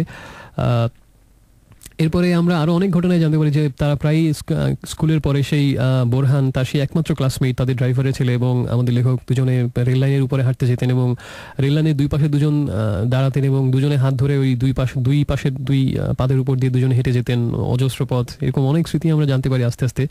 এবং মাঝে মাঝে যখন ট্রেন আসার শব্দ পেতেন সেই ট্রেন লাইনের উপরে পয়সা রেখে দিতেন যে ট্রেন চলে যাওয়ার পরে ওটার কি অবস্থা হয়, এবং দেখতেন যে ট্রেন চলে যাওয়ার পর অন্যরকম একটা অবস্থা হয়েছে। এরকম অনেক টুকটু টুকটু স্মৃতি আমরা জানতে পারি। এবং এরপর আরেকদিন আমরা 26 নম্বর পরিচিতি দেখি যে লিপি আপা একটা খামবন্ধ চিঠি দিলেন লেখকের হাতে এবং বললেন চিঠিটা ইঞ্জিনিয়ার জাহিদকে তুলে দেওয়া হয়। এবং লিপি আপা জানালেন চিঠিটা জাহিদের হাতে পৌঁছে দেওয়ার পুরস্কার হিসেবে তিনি টেবিল টেনিস খেলা শেখাবেন লেখককে। তো লেখকও টেবিল টেনিস খেলা শেখার আশায় চিঠিটা পৌঁছে দেওয়ার শপথ করলেন এবং তার নিজের একটা গল্পের বইয়ের ফাঁকে চিঠিটা লুকিয়ে রাখলেন যে পরে সময় সুযোগ মতো ইঞ্জিনিয়ারের হাতে সেটা তুলে দেবেন। এরপরে আস্তে আস্তে গল্পটা আসলে পরিবর্তিত হয়। আমি 27 নম্বর পরিচ্ছেদ একটু বই থেকেই পড়ি। এভাবেই চলছিল মক্কিপুরের নিরুপদ্রব নিরবচ্ছিন্ন দিনরাত্রি। টারবাইনের খান্তিহীন শব্দ, রাতের আকাশে মাঝে মাঝে কলরব করতে করতে উড়ে যাওয়া হাঁস, মাজারের উপর অশ্বত্থের ছায়া, লিপি আপার ব্যাটের আঘাতে টেবিলের উপর চঞ্চল পিংপং বল, নির্লোম দেহে আমার আশলির হাঁটাহাঁটি, পরবর্তী লড়াইয়ের জন্য প্রস্তুতি। মাঝে মাঝে আমাদের ঘরের ভেতর হাঁড়ি কাবাবের ঘ্রাণ, গাছের আড়াল থেকে ডেকে ওঠা তক্ষক, দেওয়াল ঘেরা বাড়ির ভেতর থেকে ভেসে আসা হাবিবুর রহমানের গান, দিল দেনে ওয়ালে দিল দেনা শিখোজি। মক্কিপুর বড় দেশের ভেতর এক টুকরো ছোট দেশ, সেখানে বড় কালের ভেতর অন্য এক টুকরো ছোট কাল। কিন্তু একদিন দেখলাম মা কেন যেন আমার নীল শার্টের বুকের কাছে হলুদ সুতায় সেলাই করে দিল আমাদের মানচিত্র। তারপর নিঝুম ঘটনাহীন মক্কিপুরে হঠাৎ একে একে অভূতপূর্ব সব ঘটনা ঘটতে থাকলো এবং আমরা আস্তে আস্তে জানতে পারি যে আসলে পরিস্থিতি বদলে যাচ্ছে। এবং সেই সাফায়েত খান যিনি প্রজেক্টের প্রধান পাকিস্তানি ইঞ্জিনিয়ার, তিনি একদিন রাতের আধারে তার কন্যা আফসানা এবং স্ত্রীকে নিয়ে কাউকে কিছু না বলে বাড়ি ছেড়ে পালিয়ে যান। এবং সকালবেলা উঠে দেখতে পায় সবাই আসলে তাদের পরের দিন সকালে সবাই তাদের বাসায় গিয়ে দেখতে পায় যে সব কিছুই আগের মতোই আছে, প্রত্যেকটা জিনিসপত্র এবং সব কিছুই, কিন্তু শুধুমাত্র 3 জন মানুষ রাতের অন্ধকারে হাওয়া হয়ে গেছে। তারা আসলে পালিয়ে গেছেন আগের রাতেই। এবং দেখা যাচ্ছে যে লেখকের বাবা মা প্রতিদিন রেডিওতে কান পেতে শুনছেন বিভিন্ন রকম খবর। এবং একদিন মানিক, তাদের সেই কাজের ছেলেটা, সে একদিন কামারের কাছ থেকে বানিয়ে আনলো একটা বল্লম। এবং এরকম আস্তে আস্তে আমরা বুঝতে পারি তখন আসলে গল্পটা কোন দিকে যাচ্ছে। এবং একদিন রাতে হঠাৎ পাহাড়ের নিচ থেকে মানিক গভীর উত্তেজনায় ছুটে এলো এবং সবাইকে, লেখককে এবং তার বাবাকে ডাকলো একটা অদ্ভুত ঘটনা দেখার জন্য। এবং সেখানে গিয়ে দেখা গেলো অদ্ভুত বড় রকমের একটা প্রজাপতি, অতি প্রাকৃত একটা প্রজাপতি, এত বড় প্রজাপতি সাধারণত হয় না, সেরকম বিশাল এক প্রজাপতি সেই মাজারের, মক্কি বাবার মাজারের গম্বুজের উপরে বসে আছে। এবং এলাকার সমস্ত লোক জড়ো হয়েছে সেখানে, যে এত বড় প্রজাপতি তারা কখনো দেখেনি। এবং সেই প্রজাপতিটা সেখানে অনেকক্ষণ বসে থাকার পরে হঠাৎ করে উড়ে ধীরে ধীরে পাখ না মেলে উড়ে চলে গেল এবং শূন্য মিলিয়ে গেল। এবং সবাই ভাবতে থাকলেন এত বড় প্রজাপতি কোনোদিন যেহেতু তারা দেখেননি, তারা সবাই ভাবলেন যে মক্কি বাবা আবার প্রজাপতি হয়ে দেখা দিলেন। এবং তাদের মধ্যে একটা প্রচলিত জনবিশ্বাস ছিল যখন কোনো ঘোরতর বিপদ উপস্থিত হয় তখনই এভাবে মক্কি বাবা তার দেখা দেন। তো সবার মধ্যে একটা ঘোর অমানিসার মতো ভয় কাজ করা শুরু করলো যে সামনে তাদের জন্য দুর্দিন আসছে। এবং হঠাৎ করে এভাবে একদিন লেখক শুনতে পেলেন, সবাই জানতে পারলো যে মক্কিপুরের রেললাইন বরাবর অসংখ্য হেলমেট পরা পাকিস্তানি সৈন্য দেখা যাচ্ছে। এবং তখন আমরা আসলে বুঝতে পারি গল্প আসলে কোন দিকে যাচ্ছে পুরোপুরি। এবং সবাইকে পালাতে হবে এখনই, যেহেতু পাকিস্তানি মিলিটারি চলে এসছে এলাকায়। এবং তখন দেখা যায় যে দোনালা বন্দুক হাতে নিয়ে লেখকের বাবা চিৎকার করে সবাইকে গাড়িতে উঠতে বলেন এবং মা দ্রুত কিছু জিনিসপত্র গুছিয়ে সেগুলো নিয়ে গাড়িতে বাবার পাশে গিয়ে বসেন। এবং লেখক শেষ পর্যন্ত দৌড়ে গাড়িতে উঠতে গিয়ে দেখা যায় যে শেষ পর্যায়ে গিয়ে ওই শেষ মুহূর্তে গিয়ে তার মনে পড়ে আশলি মোরগের কথা। এবং ওই সময়টা গিয়ে তার মনে হয় যে তার এত সাধের একটা ক্রিয়েচারকে রেখে তার তো ওখানে যাওয়ার কোনো সুযোগই নেই। তাই শেষ পর্যন্ত সেও সিদ্ধান্ত নেয় যে আশলি মোরগকে সে এখানে রেখে যাবে না। সে তখন আশলি মোরগকে নিয়ে যাওয়ার সিদ্ধান্ত নেয় এবং শেষ মুহূর্তে তাকে নিয়েও এবং সবার নিষেধ অগ্রাহ্য করেও সে তাকে নিয়ে তারপরে গাড়িতে ওঠে। এবং এভাবে আস্তে আস্তে দেখা যায় যে আশপাশে যে বাংলোগুলোতে আরও অনেক মানুষ ছিলেন তারা সবাই গিয়ে সেগুলো গিয়ে তারা সবাই বিভিন্ন রকম গাড়িতে উঠছেন এবং তারা সবাই আস্তে আস্তে গাড়িতে উঠে সেখানে বসে দেখা যাচ্ছে যে তারা তাদের মতো করে প্রস্তুতি নিচ্ছে এবং প্রত্যেকটা মানুষ সেখান থেকে কীভাবে দ্রুততার সাথে পালানো যায় সেই প্রস্তুতি নিচ্ছেন। এবং একটা সময় রাতের আধারে খুব দ্রুত গতিতে প্রত্যেকটা মানুষ সেখানকার এতক্ষণ ধরে আমরা পুরো গল্পে যাদের কথা শুনলাম, যাদের বর্ণনা জানলাম, তারা দুটো বড় গাড়িতে চড়ে সেখান থেকে পালিয়ে গেলেন কোনো মতে। এবং অনেক জোরে গাড়ি চালিয়ে তারা একটা নদীর সামনে পৌঁছালেন এবং নদীর পাড়ে গিয়ে দেখা গেল যে আসলে সেখানে ওই এলাকার সমগ্র মানুষই নদীর পাড়ে জড়ো হয়েছে এবং সেখানে আসলে সমাজের উঁচু স্তর নিচু স্তর ধনী দরিদ্রের ব্যবধান খুঁজে গেছে এবং সবাই আসলে একই জায়গাতে দাঁড়িয়ে সেই মহাবিপদের সামনে দাঁড়িয়ে মুখোমুখি সবাই একই প্রান্তে একই অবস্থায়। এবং একটা ছোট নৌকা মাত্র সেখানে ছিল পার হবার জন্য। সবাই পালাক্রমে কোনো মতে সেই নৌকায় করে সেই নদীটা পার হয়ে তারপরে বাকি রাস্তা পুরোটাই হাঁটতে হবে। এবং রাতের আধারে সেই আবাল বৃদ্ধ বনিতা তারা সবাই জীবনের বাজি রেখে অনেকে পড়ে যাচ্ছিলেন বারবার, তারপরেও তারা হেঁটে যাচ্ছিলেন যে না সামনে এগিয়ে যেতে হবে। এবং সেই বিশেষ বাঁশ দিয়ে তৈরি করা পালকিতে দাদুকে বসিয়ে তারা সেই বৃদ্ধ দাদুকে বসিয়ে টেনে নিয়ে হচ্ছে যারা স্ত্রী সন্তান শিশু তাদেরকে নিয়ে সবাই হেঁটে যাচ্ছেন। ভয়াবহ এক দৃশ্য। এবং সেই লিপি আপার দেখা যাচ্ছে যে সেই বিপদের মধ্যে তার সেই ফ্রান্স থেকে আনা লাল টেবিল টেনিসের ব্যাটটা তিনি নিতে ভোলেননি এবং এভাবে আশলি মোরগ কোলে নিয়ে আমাদের লেখক সবার সাথে এগিয়ে যাচ্ছেন। এভাবে সেই অল্প বয়সী জীবনের বিভীষিকা, যুদ্ধে বিভীষিকা দেখার অভিজ্ঞতা হয়ে যায় লেখকের। এবং এভাবে সেই রাতের বেলা জীবনের ভয়ে সারা রাত ধরে তারা হাঁটতে থাকলেন একটা নিশ্চিন্ত একটা নিরাপদ গন্তব্যের উদ্দেশ্যে। এবং তখন হঠাৎ লেখকের মনে পড়ে যে লিপি আপা লেখা সেই চিঠিটা তার ভুল করে আনা হয়নি এবং সেগুলো তার গল্পের বইয়ের ফাঁকেই রয়ে গেছে সেখানে তাদের বাড়িতে। এবং সেই ওই লাইনটা আমি একটু বই থেকেই পড়ি। তবে কি ইভানুশকার গল্পের পাশে রেখে আসা চিঠিটা লুট করে নেবে ধেয়ে আসা হেলমেট পরা লোকগুলো? আমার কাছে এই লাইনটা প্রতীকী মনে হয়েছে যে আসলে ওই চিঠিটা হচ্ছে ওই সময়ের মানুষের সব সৌন্দর্য, সুকুমার বৃত্তি এবং জীবনের সুখ এবং নিরুপদ্রব নিরবিচ্ছিন্ন জীবনের প্রতীক। আর সেই হেলমেট, সেই মিলিটারির হচ্ছে সেই ভয়াবহ যাতন অত্যাচার এবং যুদ্ধের যে নৃশংসতা নির্মমতা তার প্রতীক। এবং সেই নির্মমতার নৃশংসতা হয়তো সেই স্নিগ্ধতা জীবনের সৌন্দর্যকে লুট করে নেবে। ঠিক এটাই হয়তো বলা হয়েছে ইভানুশকার গল্পের পাশে রেখে আসা চিঠিটা লুট করে নেবে ধেয়ে আসা হেলমেট পরা লোকগুলো। তো এইভাবে আস্তে আস্তে গল্পটা প্রায় শেষ দিকে চলে যায় এবং একেবারে শেষ পর্যায়ে গিয়ে আমরা জানতে পারি যে শেষ পরিচ্ছেদে আমি এবার একটু পুরোটা বই থেকেই আমি পড়ি। শেষ পরিচ্ছেদটা 32 নম্বর। ধুলামাখা প্রান্তরে দীর্ঘক্ষণ হেঁটে সবাই চকঝুপুতে এসে পৌঁছেছিলাম সন্ধ্যায়। এক গৃহস্থের বড় কাছারি ঘরে আশ্রয় হয়েছিল সবার। জোগাড় হয়েছিল কয়েকটা চৌকি। গৃহস্থ সবাইকে খিচুড়ি রান্না করে খাইয়েছিলেন। সিদ্ধান্ত হয়েছিল আজ রাতে আশ্রয় কাটিয়ে ভোরে সবাই আবার রওনা দেবে আরও প্রত্যন্ত কোনো গ্রামের উদ্দেশ্যে। সারি দিয়ে বিভক্ত করা হয়েছিল বড় কাছারি ঘরকে। একদিকে পুরুষরা শুয়ে পড়েছিল, মহিলা শিশুরা অন্যদিকে। হিলটপ আর সমতলের নারী পুরুষরা পারস্পরিক সীমানার কথা ভুলে একটা কাছারি ঘরে সবাই একত্রে শুয়েছিল সেদিন। আমি আর মা যে চৌকিতে শুয়েছিলাম, মানিক আশলিকে বেঁধে দিয়েছিল সে চৌকির পায়ের সাথে। দ্রুত ঘুমে ঢলে পড়ছে সবাই। চারদিকে শোনা যাচ্ছিল নিঃশ্বাসের শব্দ। দাদু গোঙাচ্ছিল, আমার আর ঘুম আসছিল না। অথচ অর্বাচীন বালক আমারই সবার আগে ঘুমিয়ে পড়বার কথা। আমি বরং নির্ঘুম চোখে আশলিকে দেখছিলাম আশলি সাবধানে তার মাংসল পেশিবহুল পা সামনে বাড়াবার চেষ্টা করছে। হারিকেনের আলোয় দেখতে পাচ্ছিলাম মাটি লেপা মেঝেতে চিত্রিত হয়ে উঠছে আশলির 4 আঙুলের ছাপ। কিন্তু এগোতে পারছিল না আশলি, কারণ তার অন্য পাটা তখন চৌকির সঙ্গে দড়ি দিয়ে বাঁধা। সামনের পাটা মাটিতে দৃঢ়ভাবে স্থাপিত হলেও তার পেছনের পাটা ঝুলেছিল শূন্যে। কোনো দৌড়বিদের ভাস্কর্যের মতো ওই ভঙ্গিতে স্থির হয়েছিল সে। মাঝে মাঝে হঠাৎ দূরের ঝোপ থেকে শেয়াল ডেকে উঠলে চমকে মাথা ঝাঁকাচ্ছিল সে। নড়ে উঠছিল তার লাল ঝুঁটি। হঠাৎ অনেক দূর থেকে কামানের গলার গম্ভীর শব্দ শোনা যাচ্ছিল। একবার, খানিক বিরতি দিয়ে আরেকবার, আরও খানিকটা বিরতি দিয়ে আরও একবার। যেন বা অন্য কোনো গ্রহ থেকে মহাকাশ পরিভ্রমণ করে শব্দ এসে পৌঁছাচ্ছে চকঝুপুতে। কামানের শব্দ আমি আগে শুনিনি কোনো দিন, শোনেনি এই চরাচরের কেউই। আমি ভয় পাচ্ছিলাম খুব। এই অপার্থিব শব্দ, আমার ধুলো মাখা পা, বুকের ভেতর কুণ্ডলি পাকিয়ে ওঠা ভয়, এইসবের রহস্য বুঝে উঠবার চেষ্টা করছিলাম। হারিকেনের আলোয় দেখতে পাচ্ছিলাম আশলি মোরগটা তাকিয়ে আছে আমার দিকে, মৌন। মোরগটা বিভ্রান্ত, আমিও। এভাবেই আসলে গল্পটা শেষ হয়। মোরগটা বিভ্রান্ত, আমিও। ওই অদ্ভুত সময়ে, ওই অদ্ভুত অমানবিক অচিন্তনীয় এক সময়ে সবাই ছিল বিভ্রান্ত, ঠিক এই আশলি মোরগের মতো, এই 7 বছরের শিশুর মতো।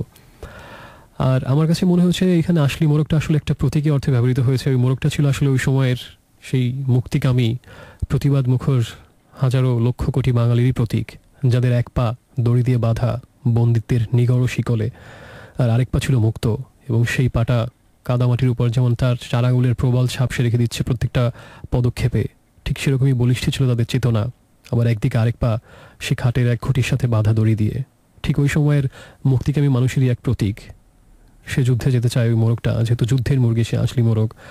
এবং তার ভেতর সে অমিত সম্ভাবনা আছে, কিন্তু সে পুরোপুরি যেতে পারছে না, সে বিভ্রান্ত। এক পা বাধা নিয়ে সে তাই আরেক পা কাদামাটির উপরে তার দীপ্ত পদচিহ্ন রেখে সে বিভ্রান্ত চোখে শিশুলেখকের দিকে তাকায়, উত্তরের খোঁজে, প্রশ্নের এক অমীমাংসিত রহস্যের খোঁজে। ঠিক এই অনুভূতি, এই পরিস্থিতি ওই সময় প্রত্যেকটা মুক্তিকামী মানুষেরই হয়তো ছিল। এবং 7 বছর বয়সে দেখা কিছু অদ্ভুত ঘটনার মাধ্যমে একেবারে পুরো গল্পটা যখন আমরা পড়ি, মনে হয় ছোটবেলায় কিছু মিষ্টি স্মৃতি আমরা পড়ছি। একদম শেষে গিয়ে আমরা জানতে পারি যে পরিণতিতে আসলে এই অপেক্ষা করছিল। এটা আসলে একটা যুদ্ধের গল্প। অসাধারণ লেগেছে। আমি হয়তো ভালোভাবে বলতে পারিনি, পড়লে হয়তো আরও অসাধারণ লাগতো। এটাই ছিল আজকের গল্প, মাজার টেবিল টেনিস আশলি মোরগ, শাহাদুজ্জামানের। SMS করার নিয়মটা আরেকটু মনে করে দিই। প্রথমে লিখবেন রেডিও আমাদের শর্টেস্ট ভার্সন RA, স্পেস দিয়ে আপনার নাম ঠিকানা এবং তারপরে কথাগুলো লিখে পাঠিয়ে দিন 6969 এই নাম্বারটাতে। আর এখন যে গানটা শুনবো এটা হচ্ছে লালন ফকিরের একটা গান, আমাদের লালন শাহের একটা গান, এবং লালন ব্যান্ডের কম্পোজিশনে গানটা শুনছি। একটু পরে ফিরছি, সাথেই থাকুন।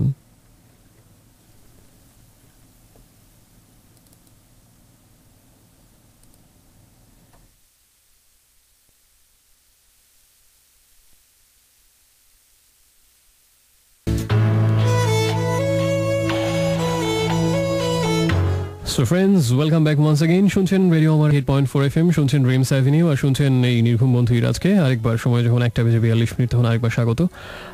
একটু আগে আমরা এফএম লাইব্রেরি সেগমেন্ট, সেখানে বহুদিন পরে এই সেগমেন্টটা করলাম এবং অসাধারণ একটা গল্প পড়লাম শাহাদুজ্জামানের মাজার টেবিল টেনিস ও আশলি মোরগ। অনেক রিয়াকশন পেয়েছি তারপরে, এবং যারা ইন্সপায়ার করেছেন তাদের সবাইকে ধন্যবাদ। যারা রিয়াকশন, মূল্যবান মতামত, অভিমত অনেক কিছু দিয়েছেন, অনেক পরামর্শ দিয়েছেন, সেগুলো সামনে অবশ্যই আরও মেনে চলার চেষ্টা করবো। আপনাদের জন্য এই সব কিছু, আসলে এত আয়োজন। আমাকে মুগনি, মাধবী, তাহমিনা, জেনি, ফারাহ আরেকজন, এবং এরকম আরও অনেক SMS পাঠিয়ে ইন্সপায়ার করেছেন, এফএম লাইব্রেরি সেগমেন্ট নিয়ে বিভিন্ন মতামত শেয়ার করেছেন। আর মাধবী অন্য একটা তথ্য দিয়েছেন, সেটা হচ্ছে যে এই জায়গাটা নাকি আসলে জৈন্তাপুর নামক সিলেটে সেই জৈন্তাপুর অঞ্চল নিয়ে লেখা, এবং ছদ্মনামে মক্কিপুর ব্যবহার করা হয়েছে। এটা হচ্ছে ওনার প্রদত্ত তথ্য, হতে পারে সেটা। আর আপাতত আর SMS পড়ছি না, শুধু আপনাকে SMS করার নিয়মটা মনে করিয়ে দিই। প্রথমে RA লিখবেন, স্পেস দিয়ে আপনার নাম ঠিকানা লিখে তারপরে কথাগুলো লিখে পাঠিয়ে দিন 6969 এই নাম্বারটাতে। তা এখন যে গানটা প্লে করবো এটা হচ্ছে বেশ আগের গান, পুরোনো দিনের বাংলা সিনেমার একটা গান। ওই সময়টা ছিল বাংলাদেশের সিনেমার এক স্বর্ণযুগ, এবং গানের ক্ষেত্রে কথাটি সত্যি অসাধারণ সব গান হতো। এবং আমি আজকে কণ্ঠ নিয়ে কথা বলছিলাম, যে দরদি কণ্ঠ, এবং এই কণ্ঠের কথা যদি বলতেই হয় বা আসলে শিল্পীদের প্রতি আমার অনুরাগের কথা যদি বলতে হয়, এটা আমি আরও আগে অনেকবার বলেছি। সৈয়দ আব্দুল হাদীর কথা আলাদাভাবে আমি সবসময়ই বলি, এবং আমি বলে শেষ করতে পারি না, বলতে বলতে মানে উদাস হয়ে যায়, এরকম একটা ভাব। এত বেশি পছন্দ করি আমি এই, শুধু এই শিল্পী বলবো না, এই মানুষটাকে। অসাধারণ একজন মানুষ, শিল্পী হিসেবে যত বড়, মানুষ হিসেবে তিনি তত বড়। দুই ক্ষেত্রেই তিনি অসাধারণ, অতুলনীয়। বিনয়, ব্যক্তিত্ব, সততা এবং সত্যিকারের শিল্পী সত্তা, মানে আদর্শ চিত্রিত রূপ আমাদের কাছে যেরকম, ঠিক তার সার্থক প্রতিমূর্তি হচ্ছেন সৈয়দ আব্দুল হাদী। অসম্ভব শ্রদ্ধা, ভালোবাসা, সবকিছু শুভকামনা তার প্রতি সবসময় থাকবে, এবং আশা করবো। এবং বছরের পর বছর চলে গেছে, যুগের পর যুগ চলে গেছে, সেই কোন আমল থেকে তিনি গাওয়া শুরু করেছেন, কিন্তু এখনও তার কণ্ঠ শুনলে যখন মনে হয় কি অসাধারণ সজীব, সতেজ, চিরসবুজ একটা কণ্ঠ থাকতে পারে, যে বয়স তার উপরে কোনো প্রভাব ফেলেনি। এবং এখনও যখন তার কণ্ঠে গান শুনি মনে হয় ঠিক আগেই যেরকম, মানে কয়েক 20, 25, 30 বছর আগে ভয়েস যেমন ছিল ঠিক এখনও তেমনই রয়ে গেছে, কোনো পরিবর্তন হয় নাই, এবং সময় তার উপরে কোনো প্রভাব রাখতে পারে না, এখনও সেরকমই সতেজ, সবুজ। কি ধরনের একজন শিল্পী বাংলাদেশ পেয়েছে, এবং কি অসাধারণ একজন মানুষ, এবং তার প্রতি শ্রদ্ধার কথা আমি কখনোই বলে শেষ করতে পারবো না। আমার অসম্ভব রকম পছন্দের একজন মানুষ এবং শিল্পী। আর আমার গাড়িতে তার একটা সিডি আছে, এবং আমি প্রায়শই সেটা শুনি, বিশেষ করে বেশিরভাগ শুনি যখন আমি একা থাকি, আশপাশে আর কেউ থাকে না। ওই সময়গুলোতে সৈয়দ আব্দুল হাদী সিডিটা আমি প্রায় শুনি, এবং তার গাওয়া সব অসাধারণ সিনেমার গান। এবং এই গানটা আমি প্লে করবো, এটা ওই সময়ের অনেক জনপ্রিয় গান, বেশ আগের, এই সময়ের শ্রোতাদের অনেকেই না শোনার কথা। ওই গানটা প্লে করছি, এটা একটা ট্রিবিউট সৈয়দ আব্দুল হাদীর প্রতি অবশ্যই, এবং ওই সময়ের অসাধারণ সব বাংলা সিনেমার যারা গান করতেন তাদের নাম বললে আমি একাধিক ক্রমে শেষ করতে পারবো না বলে, তাই সেটা বলছি না। অন্য কোনো দিন হয়তো স্পেশাল কোনো আয়োজন আমি করতে পারি। তো ওই সময়ের সেই অসাধারণ সব গান, ওই সময়টার প্রতি এক ধরনের ট্রিবিউট বলা যেতে পারে। আর একটা ব্যক্তিগত স্মৃতিও শেয়ার করে এই গানটা নিয়ে। গানটা অনেকবার শুনেছি, অনেক সময়, অনেক প্রেক্ষাপটে। গত বছর কুরবানির সময়ের একটা ঘটনা বলি। ছুটিতে তখন বাড়িতে পটুয়াখালী গিয়েছিলাম, এবং একদিন তখন ওই প্রতিদিন নৌকায় করে ঘুরতে বেরোতাম রাত 11টা 12টার দিকে, এবং ধবধবি পূর্ণিমা রাতে আমরা কয়েকজন মিলে, কাজিনরা মিলে 1-1.5 ঘন্টা 2 ঘন্টা সেই নদীর উপরে ভাসতাম এবং গান শুনতাম, নিজেরা গাইতাম। এরকম অদ্ভুত সব সুন্দর স্মৃতি আছে গত বছর কুরবানির ছুটির সময়। তো একদিন এরকম ছিল যে খুব ব্যাপক ভাব নিয়ে আমরা উদাস হয়ে সবাই পূর্ণিমা দেখছি নদীর উপর এবং নৌকায় ভাসছি। ঠিক ওই সময় আমার এক রিলেটিভ তিনি হঠাৎ করে তার মোবাইল ফোনে রাখা এই গানটাই চালেন, একেবারে বেঁচে গেছে মোক্ষম সময়। তো ওই পরিবেশ পরিস্থিতি সব কিছু মিলিয়ে ওই সময়ে আরও অনেক বেশি ভালো লেগেছিল গানটা, এবং ওই সময়টার কথা খুব মনে পড়বে গানটা শুনতে গিয়ে ডেফিনেটলি। আর সেই রাত, মধ্যরাত পেরিয়ে গেছে, ওই সময় একটা নদীর উপরে অপার্থিব যোচনায় ভাসমান কয়েকজন যুবক, শান্ত নদী, একেবারে পিনপতন নীরবতা, তার মাঝখানে এই গানটা, সবকিছু অন্যরকম ছিল। তো ওই গানটা শুনছি এবং একটু পরে ফিরছি, সাথে থাকুন।